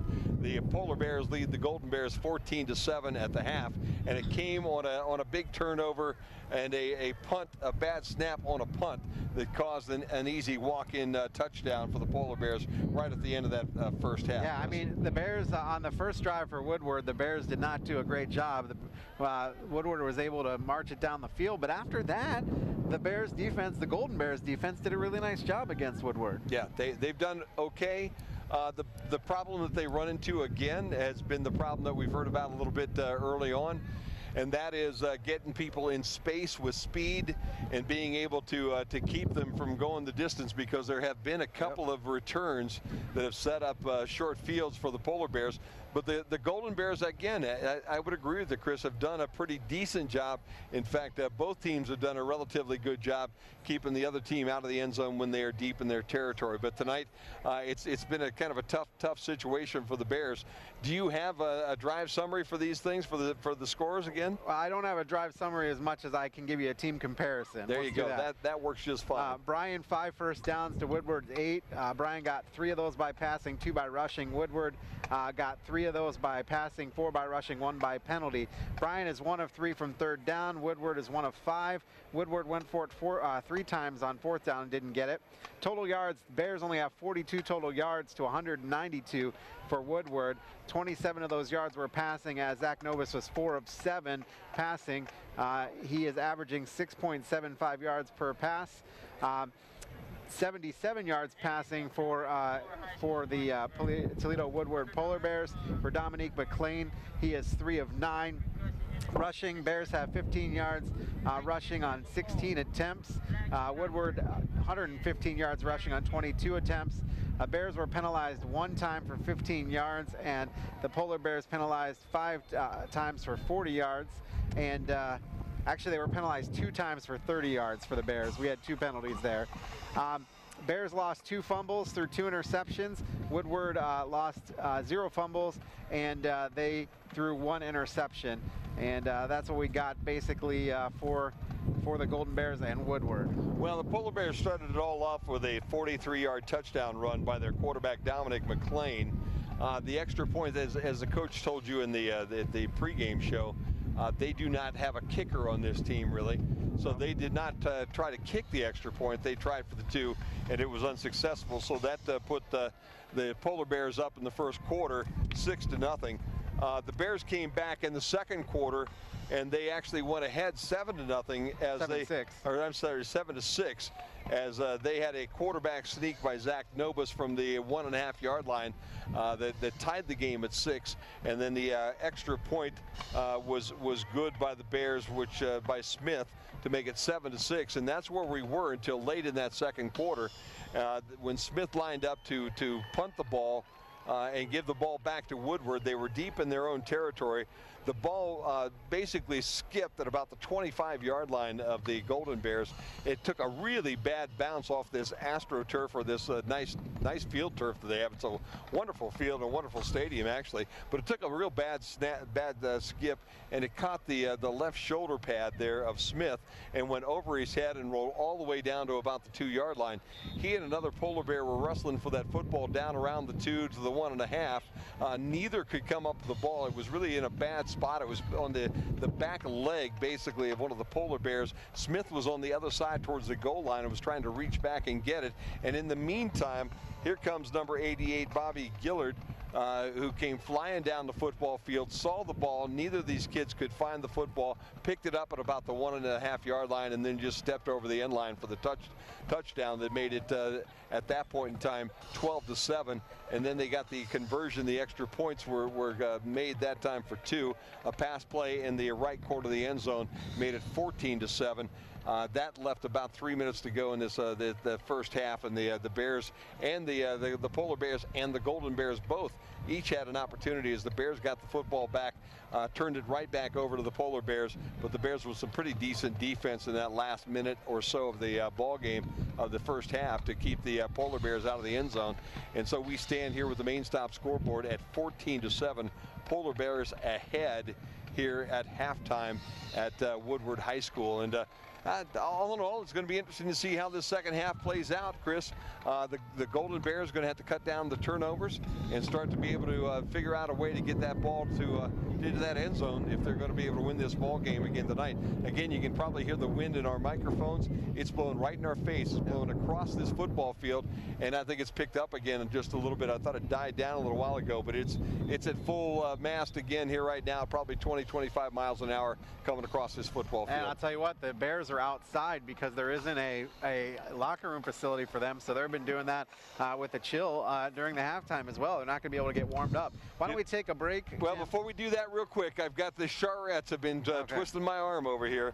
We've got a young lady down in Georgia right now named Jana Russell, who is listening to us on the stream here tonight. And the Charettes said before we get back to commercial break, if I didn't do a shout out for Jana right now, they were going to pack up their cameras and go home. So, you know, at that point in time when the union talks, you know how it is, Chris. When the Charettes union and their agent calls, you got to take care of business. So, Jana Russell, hope you're enjoying the ball game down in Atlanta tonight, and hope it's a lot warmer down where you are. With that, let's step away. It's 14-7. The main stop scoreboards have the Polar Bears ahead of the Golden Bears here in the Golden Bear Sports Network. They say there is strength in numbers. In Bryan, we have always taken pride in supporting our Golden Bear student athletes in all of their sporting endeavors. The Bryan Athletic Boosters now have a chance for you to get into the game. If you're Bryan proud, it's time to become Bryan strong. Whether you were a BHS athlete, are raising a BHS athlete, or just love supporting our Bryan High School athlete, this is your chance to be part of the BHS sporting community. Talk to any board member today on how easy it is to join, or contact us at 419-636-4536. Hi, I'm Dieter Held, here to tell you a little bit about the Darryl Shirkey Ford Lincoln Employee Discount. This is a Ford Escape S package with an MSRP of $24,495. Ford is offering a $3,500 rebate on this Escape. And here's where the Darryl Shirkey Employee Discount comes into play. It takes an additional $1,476 off the price of the Escape, bringing the total to $19,519. How much can Darryl Shirkey's employee discount save you? The only way you'll know is to stop by and see us. Tonight's broadcast of Golden Bear Sports is proudly streamed by BMU Cable and High-Speed Internet. BMU is your hometown local provider for digital HD cable and high-speed internet. Call BMU today at 419-633-6100 or visit us on the web at cityofbryan.net.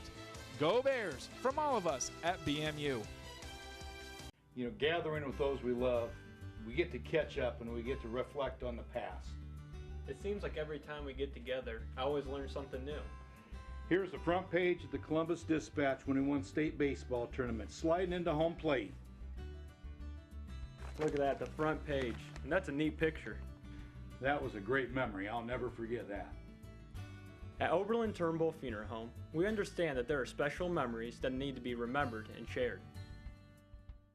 An insurance policy is essentially a promise to pay for covered losses that occur to your assets. At Andrews O'Neill & Lowe, we take this promise seriously, from the minute you accept the policy to the moment the loss occurs and beyond. That's why we place your auto, home, or business insurance with an experienced carrier like the Central Mutual Insurance Company. Our expertise, matched with Central's quality products and service, provide you protection, security, and peace of mind. Andrews O'Neill & Lowe is your local Central agent. Call us today at 419-636-5050.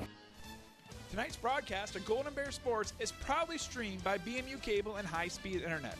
BMU is your hometown local provider for digital HD cable and high-speed internet.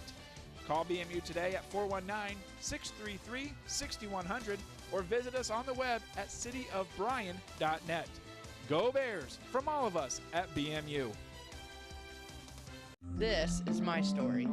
I'm a mother of three, a wife, and a CAD operator. I earned my degree in mechanical engineering technologies.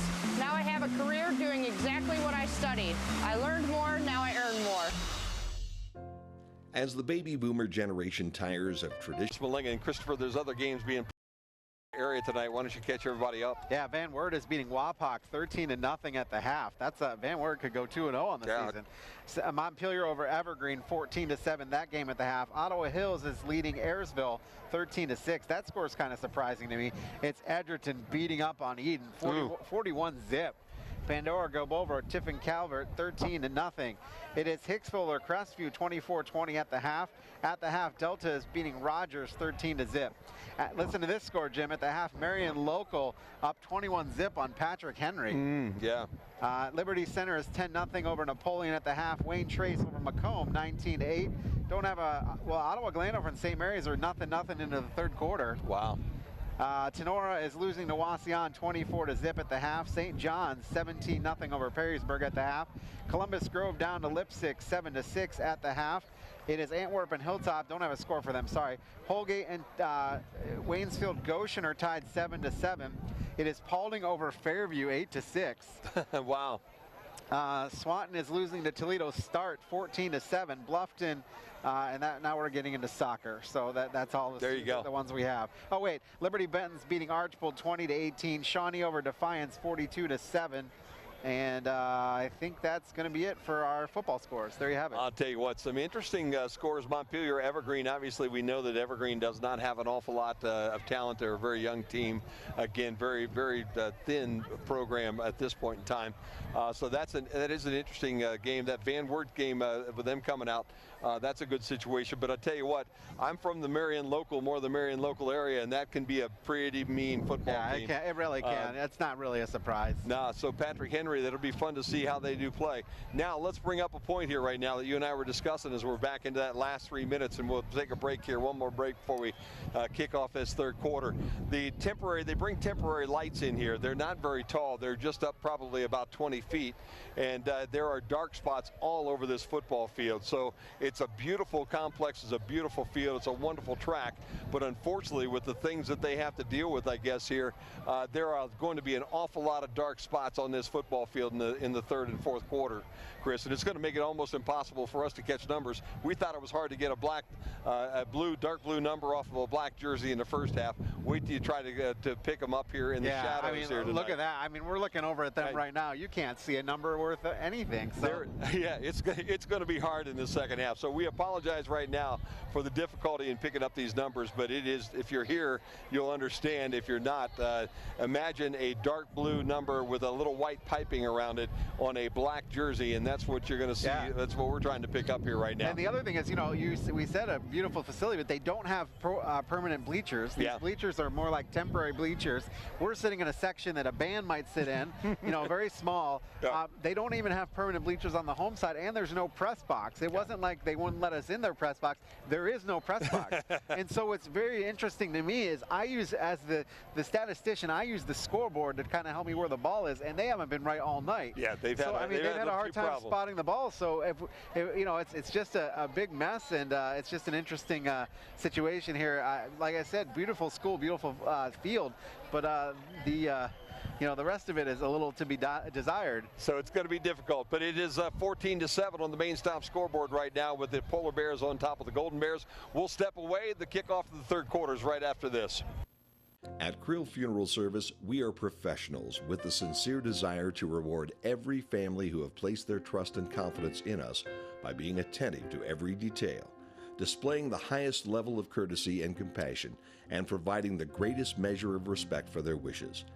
As remembrance planners, our goal is to help families find joy in the way they choose to remember, honor, and celebrate the wonderful life of their loved one. Krill Funeral Service, we are experts at helping hearts heal. Go for it, man. Wrapping up the BMU Business High-Speed Internet halftime show. The score here at Woodward is 14-7, and Jim, get ready for that play-by-play, buddy. I did it to you before you did it to me. I was going to say, man, the old guy who's blind with one living brain cell has got to deal with this thing in the second half. There you go. That's not the way you need to treat your elders there, Christopher. Come on now. Didn't your mama treat you better, teach you better than that? It is going to be a whole lot of fun, but it will be an interesting second half of football. As we said, there are dark spots all over this place with the lights, because the lights actually are not, they're behind the track, okay, over where we are and on the other side too. So they reach out relatively well. The track is wonderfully lit, okay? The sideline is wonderfully lit, but by the time you catch that first 5 or 10 yards of that football field, things get to be a little bit dark. And from where we're sitting, we're just about eyeball level with the lights on the home side. So as we look across this football field right now, we basically see just shadows. We're in black jerseys with blue trim and blue helmets, and it's going to be a whole lot of fun calling the second half, but we will do the best that we possibly can to keep you informed as to how this ball game goes in the second half. Bears won the toss, got the ball in the first half, so they're going to be kicking off to the Polar Bears to open up this second half. And with that, I'm going to try to climb back up on the top rail here and see if I can't get just a little bit better view of this whole process. Action News Channel 13 just showed up, Chris. So they've got a cameraman down there. And with that, we'll try to pick out. Good luck. I'll tell you what, you know, this is a definite advantage for Woodward because they play all their games here, and so the Bears, this is definitely a disadvantage for them. I hope they kick the ball down here on the visitor side, because I believe number 10 is Jordan Copeland, is the best that I can see. He's back around the 19-yard line. The young fellow on the home side, I have no clue who it is, and they will kick to Copeland. He'll field it on the 15, across the 20 to the middle of the football field. Breaks a tackle. He's across the 30, and about the 35-yard line is where the Bears will knock him down. And a good job by the Golden Bears there to keep him corralled and to tackle him after a pickup of about 20 yards on that return. So it will be 1st and 10 Woodward. Dominic McLean will be the quarterback, and again, we're looking right into field lights that are just about eyeball high as we look down onto the football field right now, and jerseys are just absolutely numberless as far as we're concerned right now. McLean, the quarterback, and he's in the pistol. Again, he's got Jones behind him as a running back. He'll turn and hand off on the jet sweep from the end on the left side, and he'll head towards the visitor side, and whoever it was knocked down for about a 2-yard loss across the football field. Nice job by the Bears, Bryce Wagner, to make the tackle. The one good thing, Chris, is the white jerseys with the purple numerals. They stand out relatively well on this football field right now. But the dark numerals on the dark jerseys right now for Woodward makes things extremely difficult. So the pickup was negligible. It'll be 2nd down and 10. Ball comes right up the middle of the football field. It's Jones off right tackle, and he has some room, and he'll be close to midfield. In fact, he'll cross the midfield stripe and be knocked out in front of the Woodward bench at about the 48-yard line. So give him a pickup of about 17 yards. Yep. And it'll be 1st down and 10. And we're going to get a chance to see this number, at least 26, Demetrius Berry, the wide receiver right in front of us. Again, the wing look with a slot back on the left and the right. They'll turn to Jones again. He'll come off right guard. He'll get picked up by the Bears as he gets about a yard in the interior of that defensive line. We'll say Joe Fenner and Connor Ford making the tackle for the Bears on that one, as the Polar Bears get about a foot on their 1st down carry. Ball marked down at the 48-yard line, 2nd down, and call it a very long 9. McLean again in the pistol. Wing back to the left and right. They move that slot, and they pitch it on a counter play to the wing back from the right side, and the Bears all over that play. First guy there was Logan Clements. He put a big hit on the wing back, who I believe was Kenneth Richardson, helped by Spencer Winsler and a couple of other Golden Bears. The pickup again about a foot, and it sets up 3rd down now, and still a long 9 for the Woodward Polar Bears. Just underway here, 3rd quarter. Main stop scoreboard have the Golden Bears trailing the Polar Bears by 7, 14-7. McLean again in the pistol. He'll turn and fake the handoff, and now he'll roll to his right to the home side and throw the ball down to the flats in front of the bench, and I believe the ball was caught and complete for a 1st down. Yep. Well, I don't know. They're going to spot it back at about the 38-yard line, and that's going to be very close to the first down. Whoever caught the ball, I'm just going to have to guess because he was on the other side of the field, and you cannot see the ball over there. In fact, the light's in our face. There was a penalty back around the line of scrimmage. Must be a holding call as it's coming back, and they'll march that off back into Polar Bear territory. Set it down on the Polar Bear 47-yard line. So instead of a first down or close to a first down measurement, it will be now third down at about 15. And we have a timeout taken by the Bears, by the Golden Bears. And everybody's coming over to talk to Coach Redhead. So why don't we take a quick timeout? 9:51 to go, third quarter. Golden Bears trail 14-7 on the Golden Bear Sports Network. They say there is strength in numbers. In Bryan, we have always taken pride in supporting our Golden Bear student athletes in all of their sporting endeavors. The Bryan Athletic Boosters now have a chance for you to get into the game. If you're Bryan proud, it's time to become Bryan strong. Whether you were a BHS athlete, are raising a BHS athlete, or just love supporting our Bryan High School athlete, this is your chance to be part of the BHS sporting community. Talk to any board member today on how easy it is to join, or contact us at 419-636-4536. Good to have you on Q96.5 FM tonight and BryanSports.com. Golden Bears talk things over and send the defense back out on the football field. The Polar Bears now going to spread things out a little bit as they bring three wide receivers here on the visitor side, a single setback in the backfield, and one receiver on the home side. McLean drops, throws it right across the middle, and it hit the intended receiver. That was Jones right in the hand, and James Jones couldn't hang on to it. That's the second time that little fullback screen right in the middle of the football field has been too much for Jones. And again, there's a lot of shadows on that football field right now. You wonder if he even saw the ball. Yeah, it's amazing. You're right, the lights are really low. They're right in our eyes. They're not tilted down towards the field at all. I guess people across the other side would see us fairly well. I think so. You know how when you're driving and the light's just wrong and you put your hand up and kind of shield the light? That's what I'm doing right now, just to try to see the guys on the football field at this point in time. It's going to be a fun drive home. High snap, here come the Bears. Ball gets kicked out, but it's not much of a kick. Takes a Polar Bear bounce at the 40-yard line and rolls down to the Golden Bears 32. But the Golden Bears were coming at it, man, and they just almost got there. Matt Harreld again on that big rush along with Isaiah Hale, and the Bears almost got to it.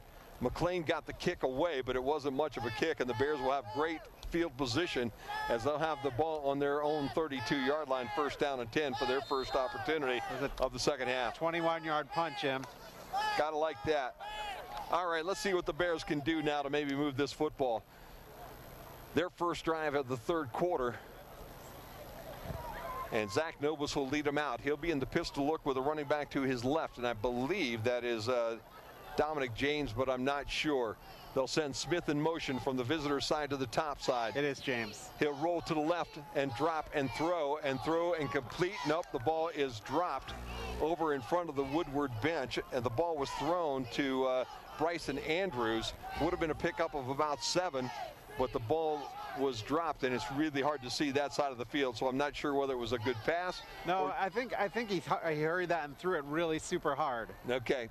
Couldn't really see what happened. I just saw the ball hit him and fall to the ground. So, again, anything thrown across the football field is a crapshoot for us to be able to see. Bears bring doubles here to the visitor side, a single to the top, and again, one running back to the right of Zach Nobis as he's in the pistol. He'll turn and he'll hand that to that guy, and that is Dominic James, and James is wrapped up in the backfield for a loss of about a yard. And back on the play, Brandon Larkin, number 36. And also number 15, Kamari Anderson, the two young guys that were in on the play there for the Polar Bears. He'll lose about a yard. It'll set up third down now and 11 for the Golden Bears. Under 9 minutes to play, third quarter. Main stop scoreboard 14-7 Polar Bears. Bears send triples to the visitor side, or the home side of the field, which is the top side of the screen, and they'll roll that way. And he'll keep the football and get across the 40 to about the 43-yard line. Goes Zach Nobis, but he will be 5 yards short I guess give it to about the 38-yard line. Again, you can't see the yard markers because the team's standing in front of you. So the ball needed to go to about the 42. We got to the 38, sets up a 4th down at about 4, and the Bears are going to have to kick this football away. And I believe that is Dominic McLean, the quarterback, back at about his 30-yard line. Smith hoping for a better snap this time. It's low, picked it up on the bounce. Nice kick, and he'll kick it away from McLean. McLean watches it bounce around him. He'll scoop it up at the 5-yard line, and there's Golden Bears all over him, and they're not going to let him get out. McLean fighting for yardage, but he crosses the 15 and is dropped at about the 18-yard line. That is the one thing about this football team on the open field. They are very dangerous. And McLean, the quarterback, is a very athletic young fella. He scooped that ball up inside the 5-yard line and had Golden Bears all over him, was able to scoop between a couple of them and advance it all the way out to, oh gosh, trying to see where they're marking this thing right now. I believe it's the 18. Yep, that's where it's at. First down at 10, Polar Bears. Again, McLean in that pistol look. Slot back to his left, slot back to his right. They're positioned out just outside the tackles. He'll turn, fake the handoff, and then pitch the ball to his slot back. He'll go around right corner for a short gain.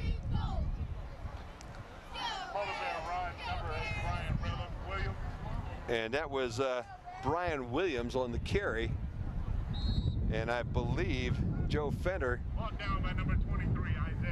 and Isaiah Hill, the 2 young fellows for the Bears that stopped him after a pickup of about 3 yards. Again, McLean in the pistol look. He'll turn, and the dive play will go to Jones, and Jones tries the right side. He'll get a couple yards. Devontae Royster, the young man that got his tackle, got the ankle. Jones gets about 2. It'll set up 3rd down and 5 now for the Polar Bears. And again, difficulty looking down and seeing everybody that's out there. Polar Bears spend 1 wide receiver wide here to the visitor side, 1 wide to the top. The fullback and then a couple of slot receivers. They'll fake to the first guy, and the reverse to the second person will go nowhere as the Bears wrap him up.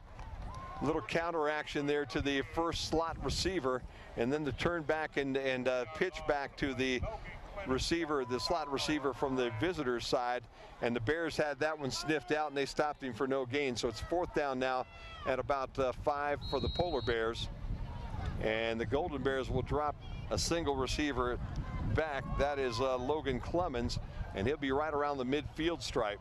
Bears have come after these punts tonight, Chris, and they've blocked one and come very close to blocking a couple more. Yeah, absolutely. Special teams is not one of the good facets of the game for Woodward. Coach told us that earlier. And I think Woodward's going to take a timeout, so we've got one with them. 5:50 to play here, 3rd quarter. Golden Bears trail the Polar Bears on the main stop scoreboard 14-7. Dara Shirky Ford Lincoln's employee discount is available to everyone, and the savings on new Ford trucks is incredible. I'm Dieter with Daryl Shirky Ford Lincoln, showing you the brand new 2017 Ford F-150 XLT. Has an MSRP of $42,040, with Ford rebates up to $5,250. With a Daryl Shirky employee discount of $4,335, bringing the price of the truck to $32,455, and you'll save up to $10,000 on this truck.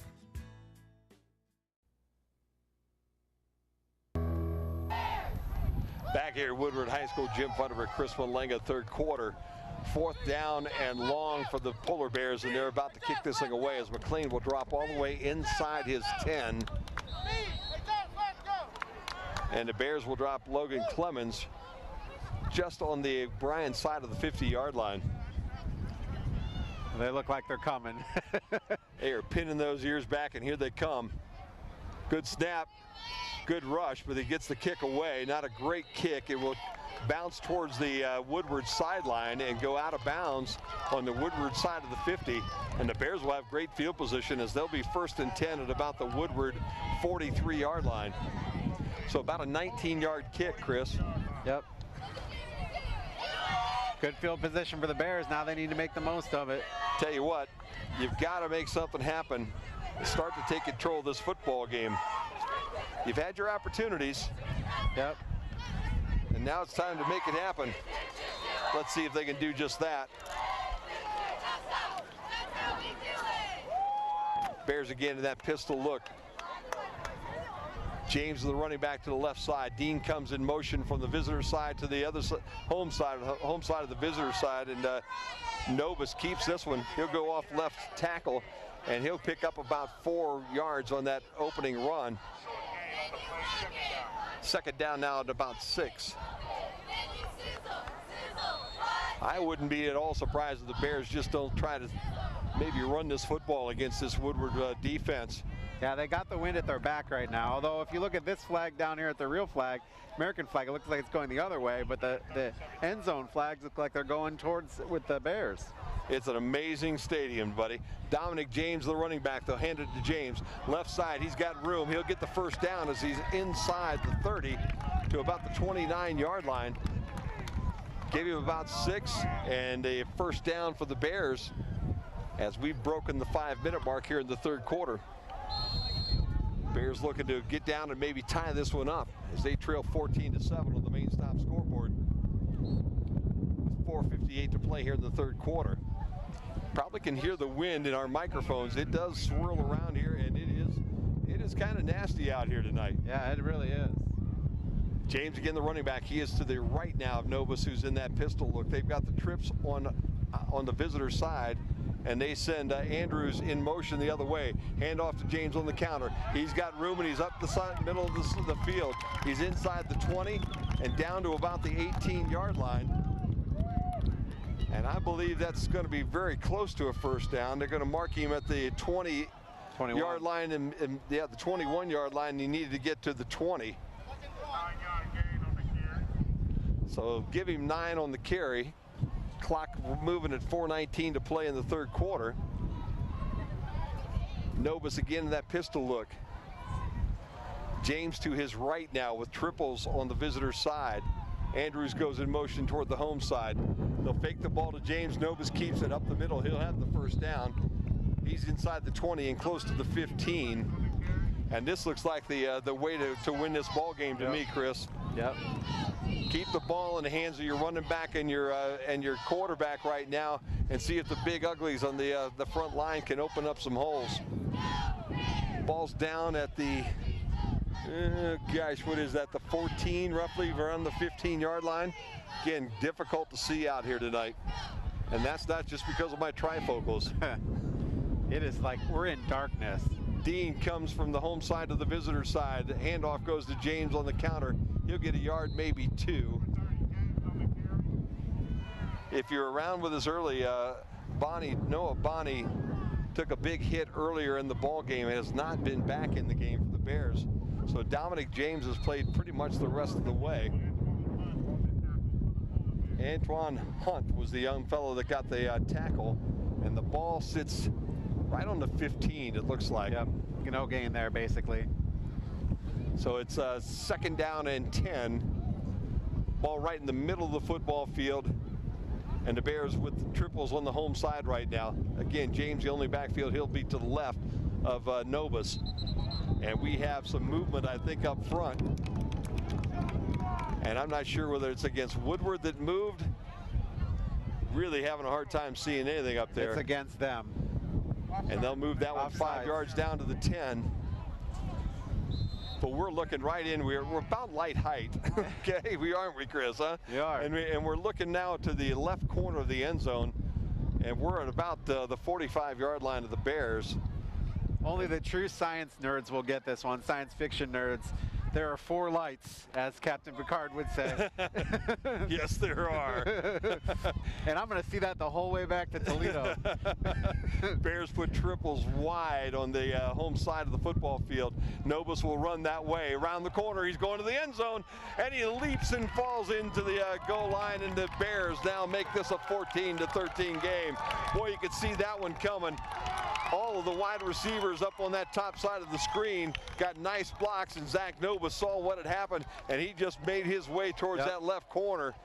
Did they throw a pass on that drive? I don't think they did. No, they didn't, and I think that was a great idea. No, they didn't. Let's just pound that football right down at him. Smith here on the extra point to try to tie this up with 2:14 to play in the third quarter. Miller the holder. High snap, and Miller gets it down. Nope. And Smith has it blocked. So a nice job by Woodward to get in and get a hand on it. Who it was, I have no idea. But with 2:14 to play in the third quarter, the Bears have closed the gap. It's 14-13 on the main stop scoreboard. Polar Bears over Golden Bears on the Golden Bear Sports Network. You know, gathering with those we love, we get to catch up and we get to reflect on the past.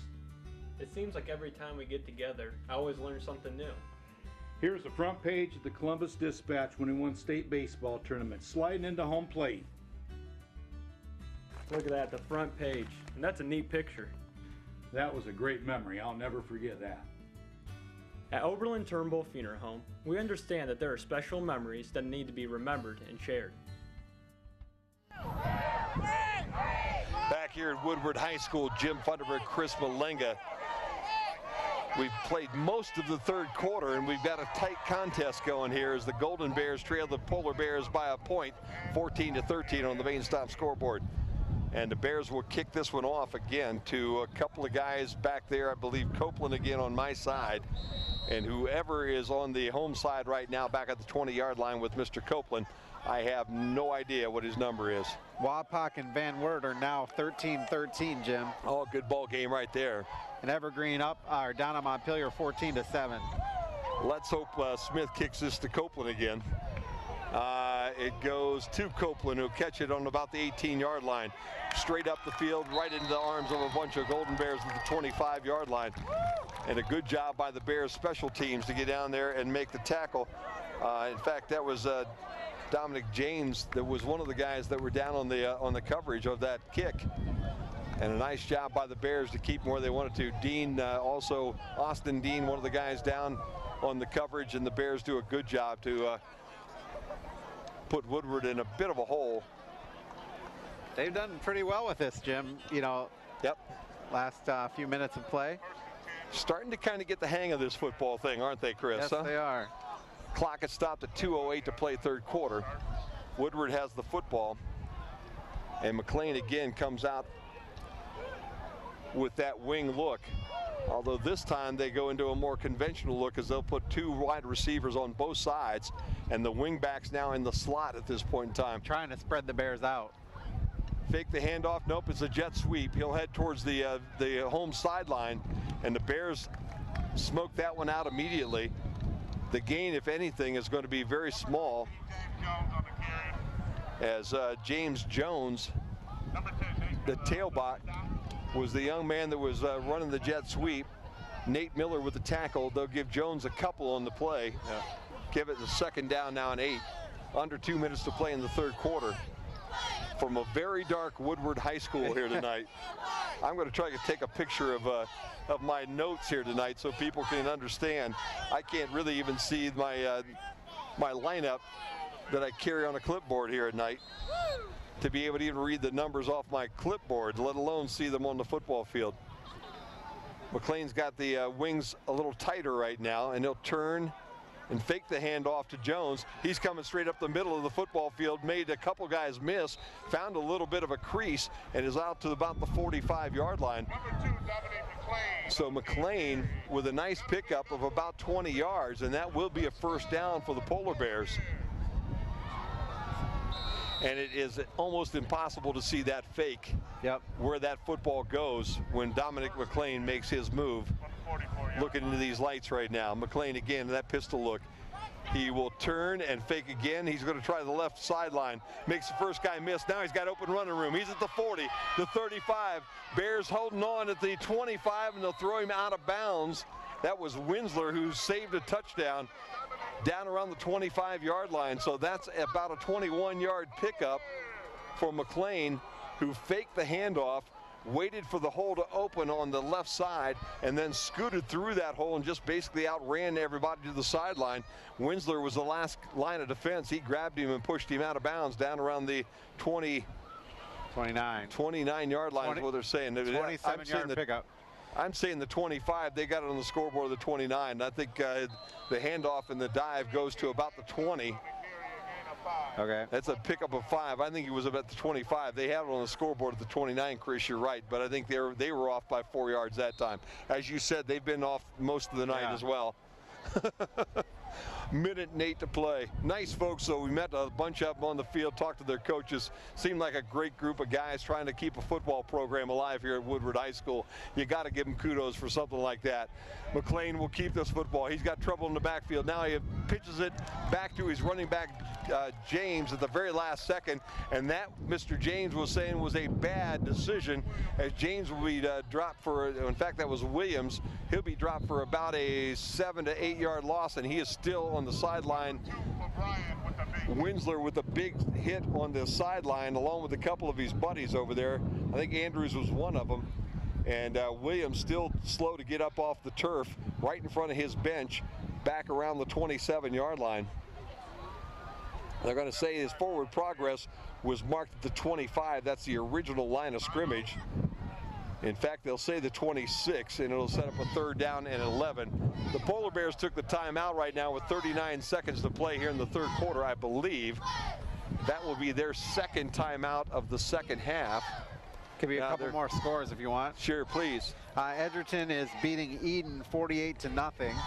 There's Ottawa Hills over Ayersville 13-6. Pandora Gilboa over Calvert 13-7. Hicksville down to Crestview 27-24. Marion Local up on Patrick Henry 21-zip.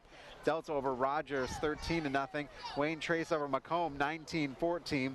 It is Hilltop over Antwerp 18-14. Liberty Center over Napoleon still 10-0. All right, 39.5 seconds left to go. And that was the first timeout for the Polar Bears here in the 3rd quarter. The Bears have used one as well, so both teams with 2 timeouts remaining here in this 2nd half. Bears will have the football. The Polar Bears will have the ball on the Bryan Golden Bears 25-yard line. It will be 3rd down and about 11 as they break their huddle on their sideline, and they come right to the line of scrimmage. Been back into that wing look with their wing backs to the right and the left, about tackle wide. Wide receivers on the top and the bottom, and a single running back, Jones, in the backfield. They'll fake the ball to Jones. Nope, they handed the ball to Jones, and the Bears said, nope, we're not buying this one. First guy was Connor Beck. He rolled all over him. Had a little bit of help back there as well from Connor Ford. And the 2 guys kind of meet at the quarterback. The loss will be in about 4 yards, and it'll set up a 4th down now at about 15 as the clock will run out in the 3rd quarter. We've got 3 in the books here from Woodward. The Golden Bears trailed the Polar Bears on the main stop scoreboard 14-13 here on the Golden Bear Sports Network. Tonight's broadcast of Golden Bear Sports is proudly streamed by BMU Cable and high-speed internet. BMU is your hometown local provider for digital HD cable and high-speed internet. Call BMU today at 419-633-6100 or visit us on the web at cityofbryan.net. Go Bears from all of us at BMU.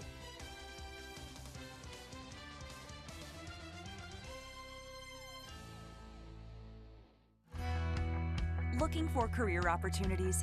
They're closer than you think. Northwest State has more than 70 degree and certificate programs, so you can start on the path to a rewarding career or take your existing skills to a whole new level. Your future is knocking. What are you waiting for? Opportunities await at Northwest State Community College. Find out more at northweststate.edu. Minutes left to play in this football game here from Toledo Woodward on a Friday night. My feet are frozen. The wind is ripping right across me, and it's dark. I need my blankie and a flashlight right now. That's right. Yep. It is just crazy out here. Woodward will go for it. The ball's about at the 25-yard line. They need to get down to around the about the 27. They need to get 13. McLean drops. He's got some time. Looking to throw the football. Now he's going to run out of time. Tries to run out of the pocket, and he's not going to be able to get out of there. Matt Harold gets the shoestring tackle, and the loss is back to the 41-yard line, and that is where the Bears will take over 1st and 10. Nice.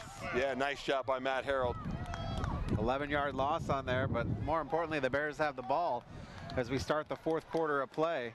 Loving the way that the defensive ends right now are setting that edge. Yep. Harold not going to allow McLean to get around him and outside of him because, boy, if he gets to the sideline, he is slippery and he is dangerous. Harold with a nice job to make the solid tackle for the big loss, and the ball now at the Golden Bear 41 with 11:51 to go in this football game.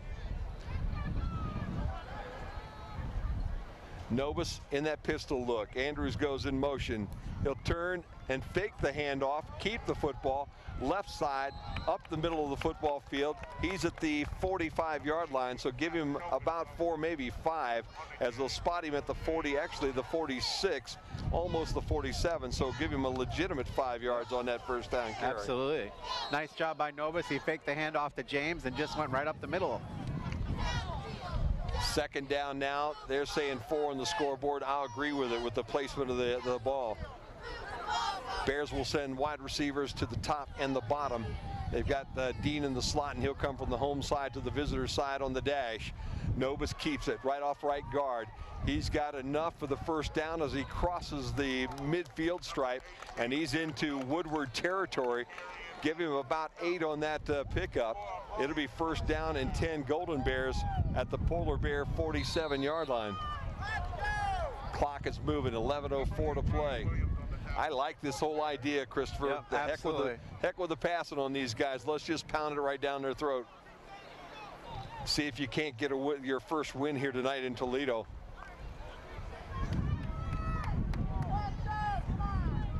Dean and Andrews and I think that's Jones on the top for the Bears. Direct snap this time went to the running back, Dominic James, and James met with a lot of resistance. Okay, well, no, he threw the ball. He threw the ball. Holy mackerel, man. Yeah, he threw the ball, and it got out of bounds. He stepped out of bounds at the 40, so no gain.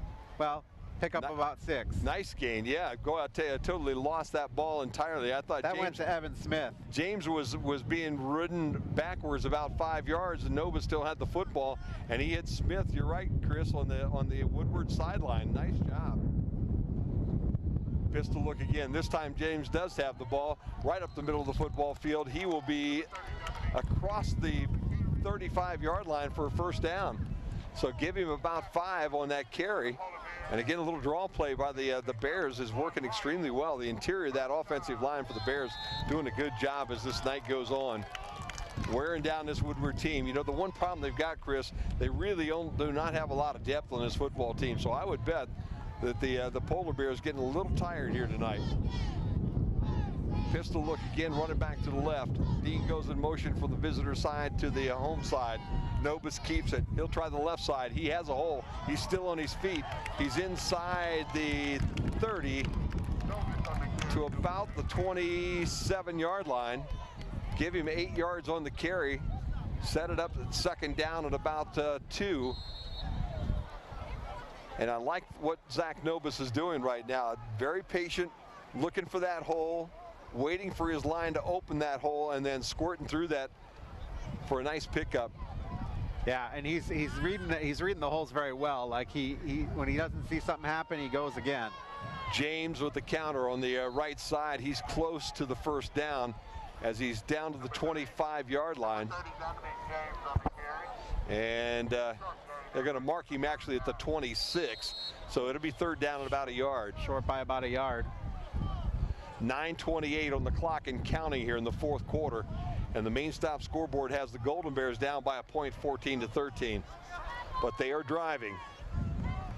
Devontae Royster is the tight end here on the visitor's sideline. Andrews is the wide receiver on our sideline. Doubles to the top. That's probably Smith and Dean.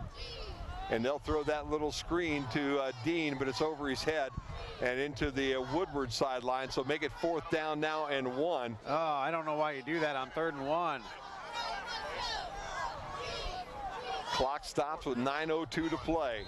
Oh, go get the first down. Yeah, the way that you've been manhandling the interior of that defensive line, I agree with you, Chris. I don't bet that Coach Redhead's going to run this one, going to throw this one. The old grind 'em football coach that he is. James to the left of Novus, who's in the pistol. Dean on the motion from the visitor side of the home side. Novus right straight up the middle. He's got room. He's down inside the 20 to about the 19-yard line. I guess you throw it the last time knowing that you can get it this time, but he picked up about 6 on that carry, and it'll be first down and 10 for the Golden Bears. I don't know. I still think you get it when you can get it. You know, you get it the first time. Yep, I agree. Clock down under 9 minutes now at 8:46 and counting in the fourth period.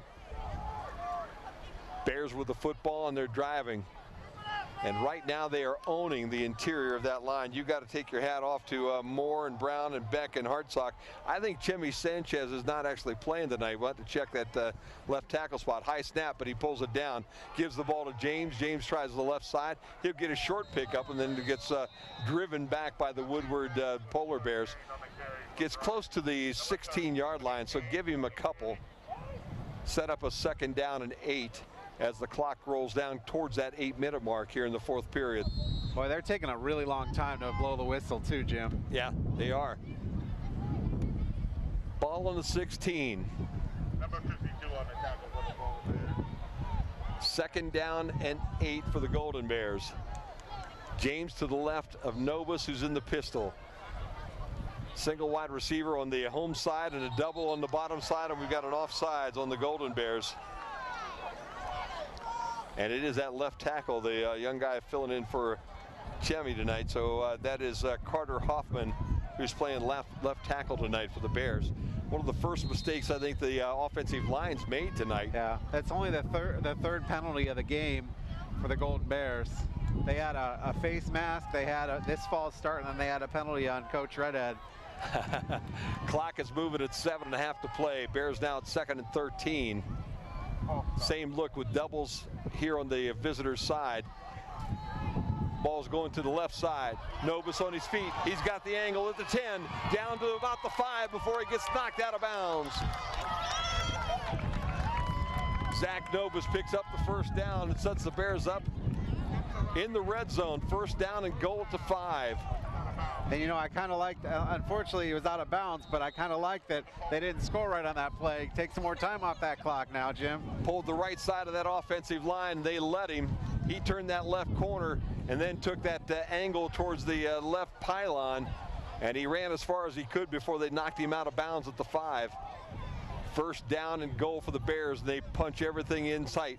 One wide receiver, that's Andrews at the top, and the entire offensive line pushes forward for a pickup of about 2, maybe 3. And I do like what they're doing right now, Chris. Was that James with the run there? No, that was Novus again. He just kept the football and kept going forward. You know, they showed this lineup last year, that power lineup where they take their wide receivers and their running backs and they line them up right behind their tackles, and then they just push everybody towards the goal line. That time they got a couple. They moved it down to the 3. Second down and goal at the 3-yard line, and the clock now under 7 minutes at 6:42 and counting. Same play again, and they're in, I believe. Yes. Couldn't really tell from this angle. Devontae Royster was signaling for a touchdown, but the officials had to come running in and pull everybody off the pile and see where Zach Novus was. So Novus scores his 2nd touchdown now of the night. Or is that his 3rd? Do you have all of them tonight, Chris? Let's see. Yeah, he's got all of them, doesn't he?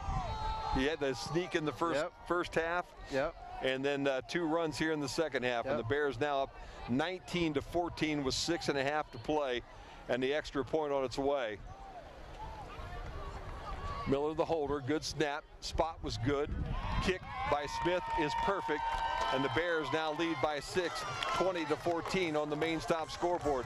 6:34 left to go in this football game. Let's see if the Bears can hang on tonight at Woodward here in the Golden Bear Sports Network.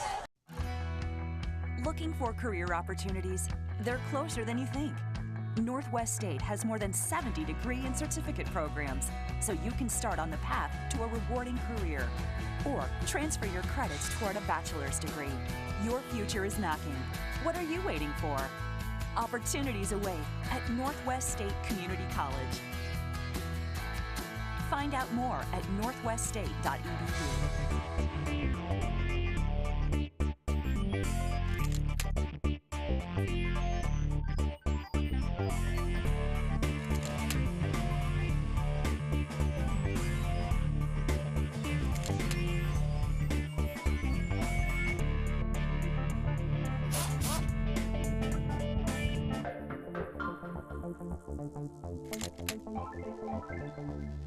On the visitor side, yep, the 19 just turned around on that jersey, and I could see it. If you're just tuning in, we're at Woodward High School. They have portable lights that they brought in, and to say the field is dark right now is an underestimated description of this evening that we're having right now. The kick will go over James's head, bounce it around the 10. He'll pick it up at the 6. Try to bring it down the visitor sideline, and there's Bears all over the place. Austin Dean, the first guy that was down there that made the hit. Isaiah Hale there to help him, and the Woodward Polar Bears will start deep inside their own territory at about the 18-yard line. First down and 10 with 6:28 to play in this football game. Golden Bears on top of the Polar Bears, 20-14, thanks to 3 Zach Nobis touchdowns tonight. 2 of them from point-blank range, right in the middle of the football field at the goal line. Was that McLean again? Yeah. No, that was ran that one back. Yeah. That was Jones that time, or James. Okay. James Jones. All right. There you go. McLean is the quarterback. He's been there all night long. They have wide receivers wide for one of the few times tonight at the top and the bottom. They've moved now their wing backs off to the home side, and McLean will rush that way. He has a little room. He's across the 20. He's up to the 25. The Bears will knock him down there. Give him 6 on the first down run. And you got to believe when you see that formation at this point in time, he's not really throwing the ball all that much. No, it's just using to spread it out. They're spreading everything out and trying to get some blocks out of those wide receivers. Yep. Now they're back to their more standard wing look, as they have a wing back to the right and left of McLean and a fullback right behind him, and that is Jones. They'll bring the wing back on the one side around, and they hand the ball in the dive to Jones, and I don't know that he's got the football. He lost it, and I think the Bears have it right at the 25-yard line. They stood him up in the middle. Don't know who came away with it. Bears all jumping and happy at this point in time as they have the football back with 5:45 to go in this football game. Jones on the little delayed draw play came right up to the middle of the pile, and I'm not sure who knocked it loose, but there were a bunch of Golden Bears in the middle. On Saturday night, you might be able to see that a little bit better with our cameras than you can see it with our eyes here tonight. No matter what happened, the Bears able to fall on the football, and it's their ball with 5:45 to go here at the 25-yard line of the Woodward Polar Bears. And I'll tell you what, Christopher, a score right now, and we're taking our first W back with us to Bryan. Yeah, I tell you what, that was a great job right there. Big play. Smith and Andrews are the wide receivers that are out wide. Smith on the visitors on the home side, Andrews on the Bryan side. Nobis is going to keep this one. He's going straight up the middle of the football field, and I like that call again. He's across the 20 to the 18. Give him 8 on first down, and the Bears will set up with a 2nd down and 2, and they are going to take their time to call these plays and make these things happen. 2nd down, 2 yards to go for the Golden Bears. Clock at 5:21 and counting here in the 4th quarter, and the Bears have a 6-point lead over the Polar Bears. And James is the running back to the left of the quarterback, Zach Nobis, who's in the pistol. Everybody else spread outside. Nobis going to call his own number. Off left guard, still on his feet, fighting inside the 10. He's down to the 9, maybe the 8-yard line.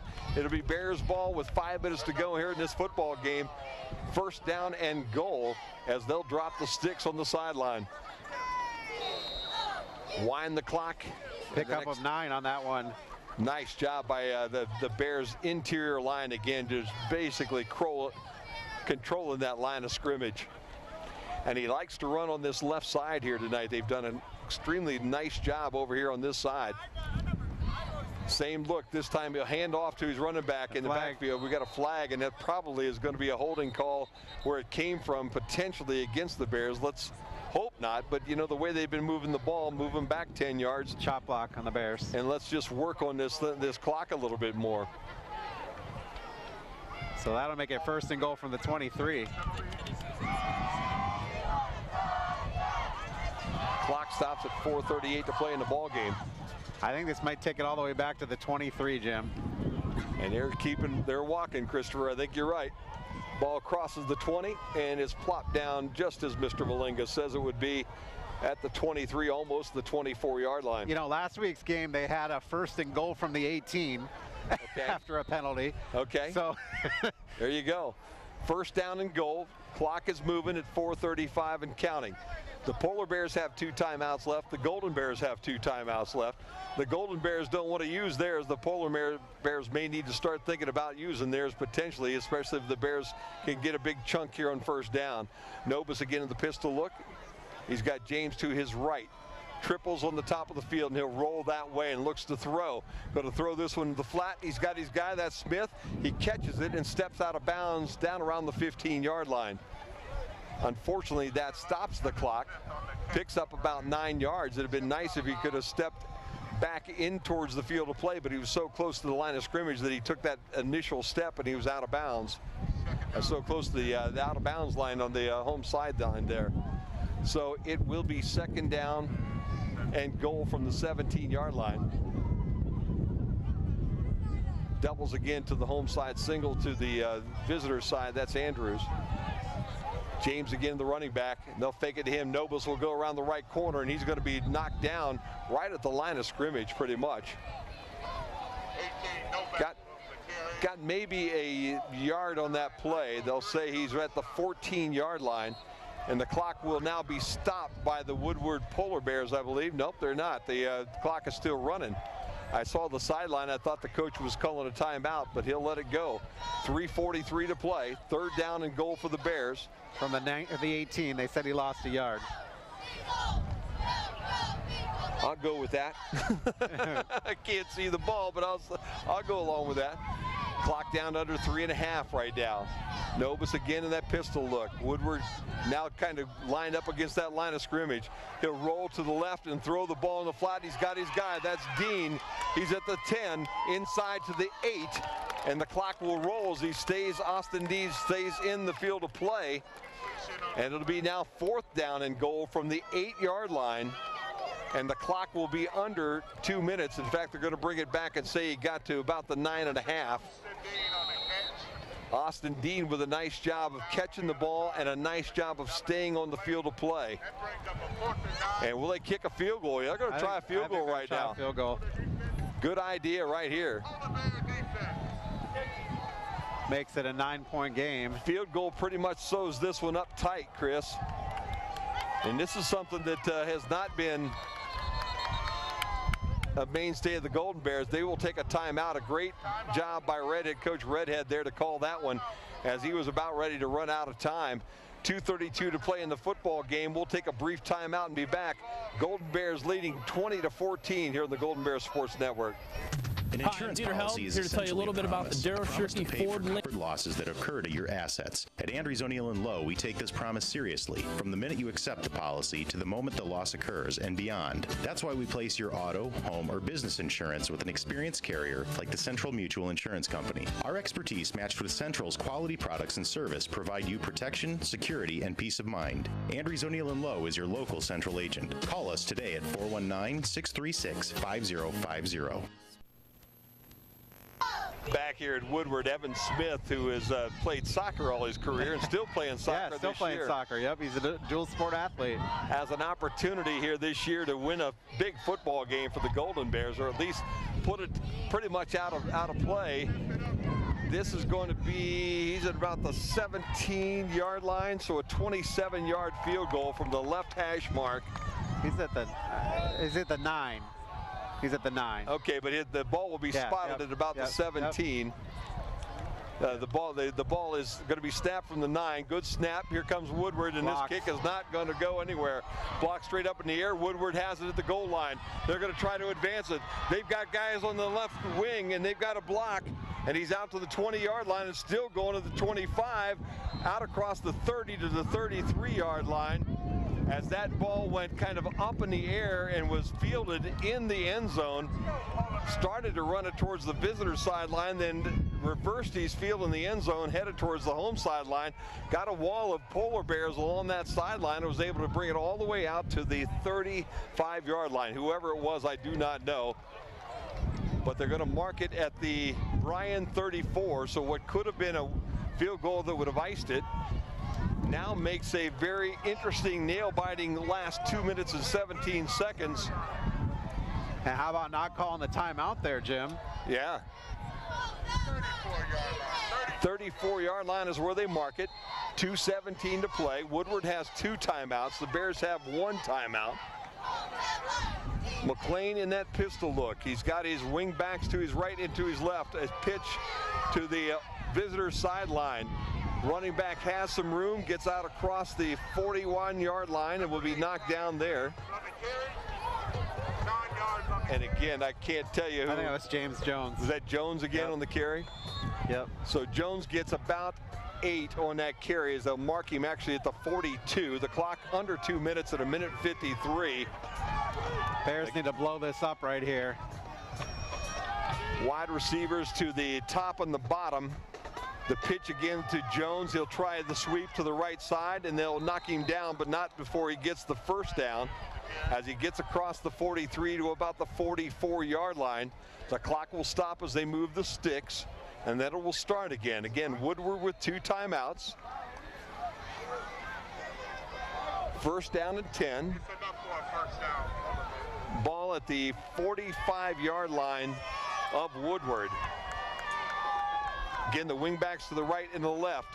They'll fake the pitch, and they're going to throw this ball down the field, and they got a guy wide open, and he dropped it. Oh, down at the 25-yard line. That was number 6, Kenneth Richardson, who had gotten behind all of the white jerseys and was standing at the 15-yard line. The ball hit him in the worst spot, right in the hands, and you wonder maybe if the lights are a problem here tonight for him as well. I'll tell you what, that could have been a touchdown, big time. If he didn't get to the end zone because he was 5 yards behind all the Golden Bears, but he was at a dead stop at the 15, he would have at least advanced it down to the 10 or so, which would have set up a very interesting goal line stance for the Golden Bears. Instead, ball goes back to the 45-yard line, and the Woodward Polar Bears want to take a timeout and talk things over. That's really interesting to me because the clock's not running right now. On the incomplete pass, Jim, the clock stops. Yep. So it's kind of weird that they want to take a timeout. I guess they want to see what call their next couple of plays, but you'd think that they would just let that go and see what could happen. Let's take a look at some other scores from around the region if we can, Jim, and just keep it right here. Wapak and Van Wert are now tied at 20. PG over Calvert 20-7 in fourth quarter. Montpelier now up on Evergreen 26-13. Ayersville and Ottawa Hills tied up at 20. Hicksville has gone above Crestview 32-27. Marion Local now leads PH 35-0. And then we have a bunch of scores that were in the half still. St. Mary's over Ottawa Glandorf 21-13. That's in the fourth quarter. St. John's over Perrysburg 17-6 third quarter. Start over Swanton 28-13 in the fourth quarter. And Fairview now over Paulding 18-8 fourth quarter. And we're back into action here with 1:17 to play. Second down and 10, ball at the Woodward 45-yard line. McLean again in an empty backfield this time as he's got doubles to both sides. He'll fake the ball to Jones, looks to throw the ball across the middle of the field, and a nice defensive play by the Bears in the secondary there. That was Logan Clemens with some great coverage, able to tip that football away as the pass to the middle of the field down around the 35-yard line of the Golden Bears gets knocked away by Clemens, and that sets up a third down and 10 now. Yeah, absolutely. You know, nice job by Clemens to make that tackle, hit him. He couldn't hang on to it once Clemens gave him the big hit. Bryson Andrews playing deep safety back around the 35-yard line. Good call. Back to that wing look here. They'll pitch and try to sweep with Jones on the left sideline. He's got the corner, but not a lot of room. He'll get about 2 yards, get knocked down inbounds. The clock's still moving right in front of his bench. And with 56 seconds left to go in the ball game, the Polar Bears will take their last time out of the contest. Wow, fourth down now and about 6. Oh, the Bears must have called that timeout last time. The Bryan Bears. Now they took it off the scoreboard on the home side up there now. Zero timeouts now on the Polar Bears side. But I thought they called their last timeout before. No, that was their. They had two starting this drive. Yep. All right, you're right. And that was their first one of those 2, and now that was their last one. So This is the biggest play of the night and the biggest play of the season so far for the Golden Bears and the Polar Bears. Ball's just on the Polar Bear side of the 50 at the 49.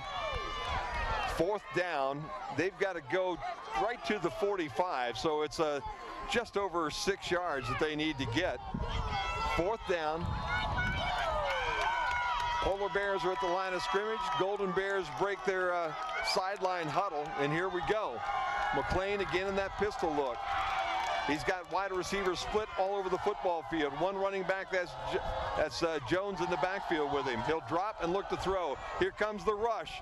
He gets the ball off. It is complete, but the Bears will knock the receiver down at midfield, and that will end the football game. In fact, that was James Jones that they got the football to on the little slant patch in the middle of the football field. Jones caught it at midfield. Bears there for the tackle at the 48. Ball goes over on downs, and the Golden Bears are about ready to go 1-1 on the football season, and the Polar Bears are about to fall to 0-2.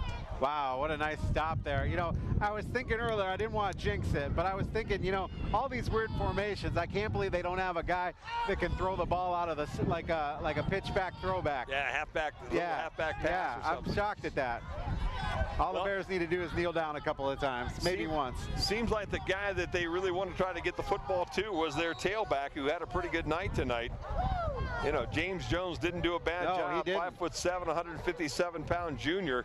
He was all over the place, but in that case, that was that little pass that he just sat down in the middle of the football field. Yep. Jones has 79 yards rushing. And the Bears will take a knee, and the clock continues to move with 44 seconds. They'll probably have to take one more knee before this one's over. But the Golden Bears have come to Toledo tonight, and they have fought hard and played well, overcome a bunch of first half mistakes to play a pretty good second half of football, Chris. Yep, absolutely. And they're going to have to snap that ball one more time. I think. Well, they're in the huddle right now. Maybe they don't. They're just standing there, and they're not even coming to the line of scrimmage. So obviously, this one is over. 3 seconds, 2 seconds, 1 second. That'll do it. Golden Bears beat the Polar Bears 20-14 tonight on the main stop scoreboard. We'll take a timeout. When we come back, we'll put the wraps up from a very dark Polar Bear Stadium at the campus of Toledo Woodward in Toledo, Ohio. You know, gathering with those we love, we get to catch up and we get to reflect on the past. It seems like every time we get together, I always learn something new. Here's the front page of the Columbus Dispatch when he won state baseball tournament, sliding into home plate. Look at that, the front page. And that's a neat picture. That was a great memory. I'll never forget that. At Oberlin Turnbull Funeral Home, we understand that there are special memories that need to be remembered and shared. Experiences. Tonight's broadcast of Golden Bear Sports is proudly streamed by BMU Cable and High-Speed Internet. BMU is your hometown local provider for digital HD cable and high-speed internet. Call BMU today at 419-633-6100 or visit us on the web at cityofbryan.net. Go Bears from all of us at BMU.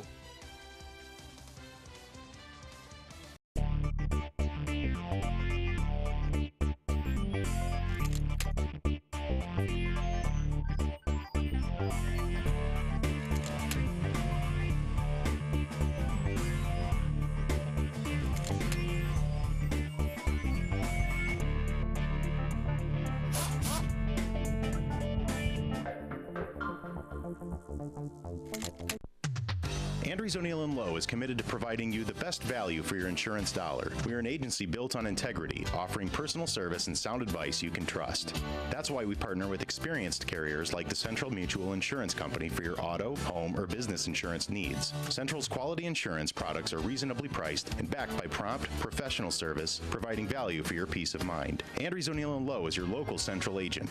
Call us today at 419-636-5050. Creel Funeral Service, we are professional. Woodward High School, Jim Futterberg, Chris Malenga, as the Bears hold on tonight to a 20-14 win over the Polar Bears from Woodward on a a really tough battle tonight. I like the way that both these teams play. You got to like the way that this Woodward squad showed up to play some football tonight. It's not going to be too much longer before I'm sure the coaching staff over at Toledo Woodward starts to put some wins on the column. But it's a tough night for them, a great night for the Golden Bears as they were able to come back in the second half and eventually win this football game. And a big defensive stand there at the very end of the football game, Chris, that I think Coach Redhead and Coach Miner are probably pretty happy about. Yeah, definitely. What a great game. And, changing it up, trying to go with the running. That really helped things out during the game and, really changed the second half of the game. Want to take a look at some stats? Yes, sir. Excuse me. Please do. First downs, Bryan had 13. 3 of those were by pass, 10 by rush, 0 by penalty. Woodward had 12 first downs, 3 by pass, 8 by rush, 1 by penalty. The Bears were 1 of 5 from third down and 1 of 1 from fourth down. Woodward was 1 of 9 from third down and 0 of 5 from fourth down. The Bears put up 178 yards of total offense. Woodward 273 yards of total offense. For the Golden Bears, Zach Novus was 7 of 12 for 49 yards passing, and he actually had 2 interceptions. Woodward, Dominic McCain was 5 of 14 for 81 yards and no interceptions. The Golden Bears rushed 36 times for 129 yards. 41 yards for 192 yards. The Golden Bears were penalized 4 times for 40 yards. Woodward 7 times for 51 yards. Bears turned it over 4 times. They had 2 fumbles, lost both of them. They also threw 2 picks. Woodward had 1 fumble, lost it, and then also threw an interception. Taking a look at some individual statistics, rushing, Austin Dean 1 attempt for 4 yards. Zach Novus 21 attempts for 125 yards. His long was 17. Dom James had 10 attempts for 35 yards for 3.50. Austin Dean caught 1 ball for 9 yards. Evan Smith caught 5 balls for 39 yards. Dom James caught 1 ball for 5 yards.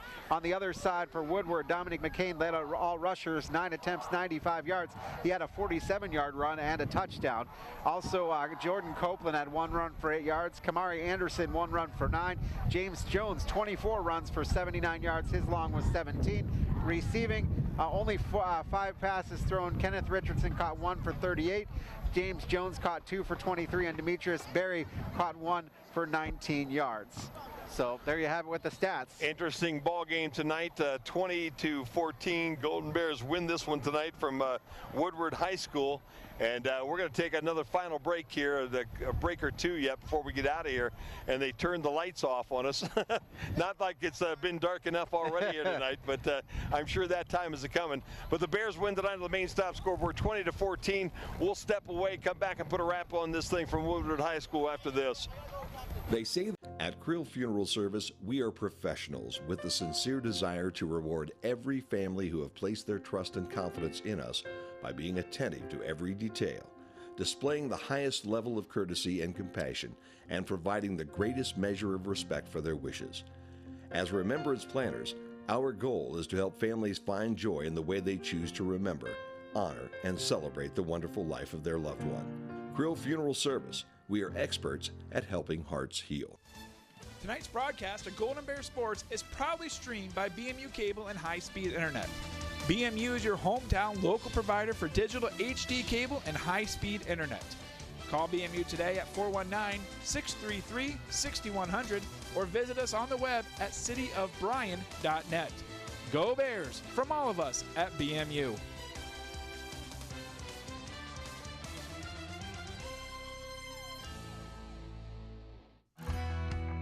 Looking for career opportunities? They're closer than you think. Northwest State has more than 70 degree and certificate programs, so you can start on the path to a rewarding career or take your existing skills to a whole new level. Your future is knocking. What are you waiting for? Opportunities await at Northwest State Community College. Find out more at northweststate.edu.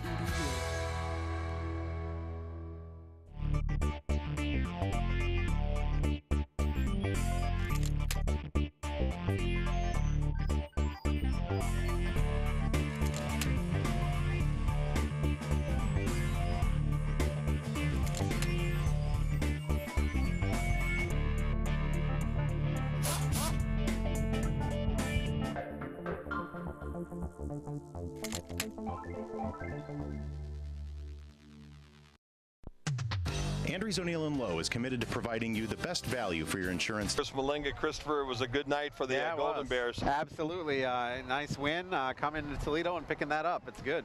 Big thank you tonight to all the sponsors that we had with us this evening. They include on the radio broadcast newcomers Schaefer, Spangler, and Breininger, AmeriMade Realty, American Family Insurance, Starks Heating and Cooling, Thiel Supply, Fair Auto Repair. Also tonight on the cable side, Bryan Ford, Northwest State Community College, Andrews O'Neill & Lowe, Grill Funeral Home and Crematory, Athletic Boosters of Bryan High School, Darrow Shirkey Ford, Oberlin Turnbull, the main stops of Northwest Ohio, and also BMU and their high-speed internet tonight. We will be at Fairview next week for hopefully win number 2 with a kickoff at 7 o'clock on the Q 96.5 FM and BryanSports.com. Christopher, why don't you wrap it up for us, buddy? All right, don't forget to watch the rebroadcast of tonight's game tomorrow at 7 o'clock on BMU Channel 3. We want to thank our broadcast crew, our director, Eric Herman, production assistant, Chris Bryce, and Aaron Gerlbert, our cameras, Char Miller and Samantha Clark, Jim Funderburg, and myself, Chris Malenga, your commentators. Want to thank the Woodward Athletic Department for hosting us here, our BHS Athletic, our art department, Matt Neff and Stephanie Grube for some of the graphics. You can order your DVD of this game or any other by calling 419-633-6137. Visit us on the web at cityofbryan.com and bryansports.com. This has been a production of BMU Video. This broadcast is copyrighted by BMU and the Board of Public Affairs for the private use of our audience. Any duplication, other use of this broadcast, including descriptions or accounts of the game without BMU's consent, is prohibited. All right, Jim, that's going to do it. That'll do it for us tonight. A big win tonight, 20-14 for the Golden Bears. For Chris Malenga, I'm Jim Funderburg. Have a great week, everybody. We'll talk to you next Friday night on the Golden Bears Sports Network.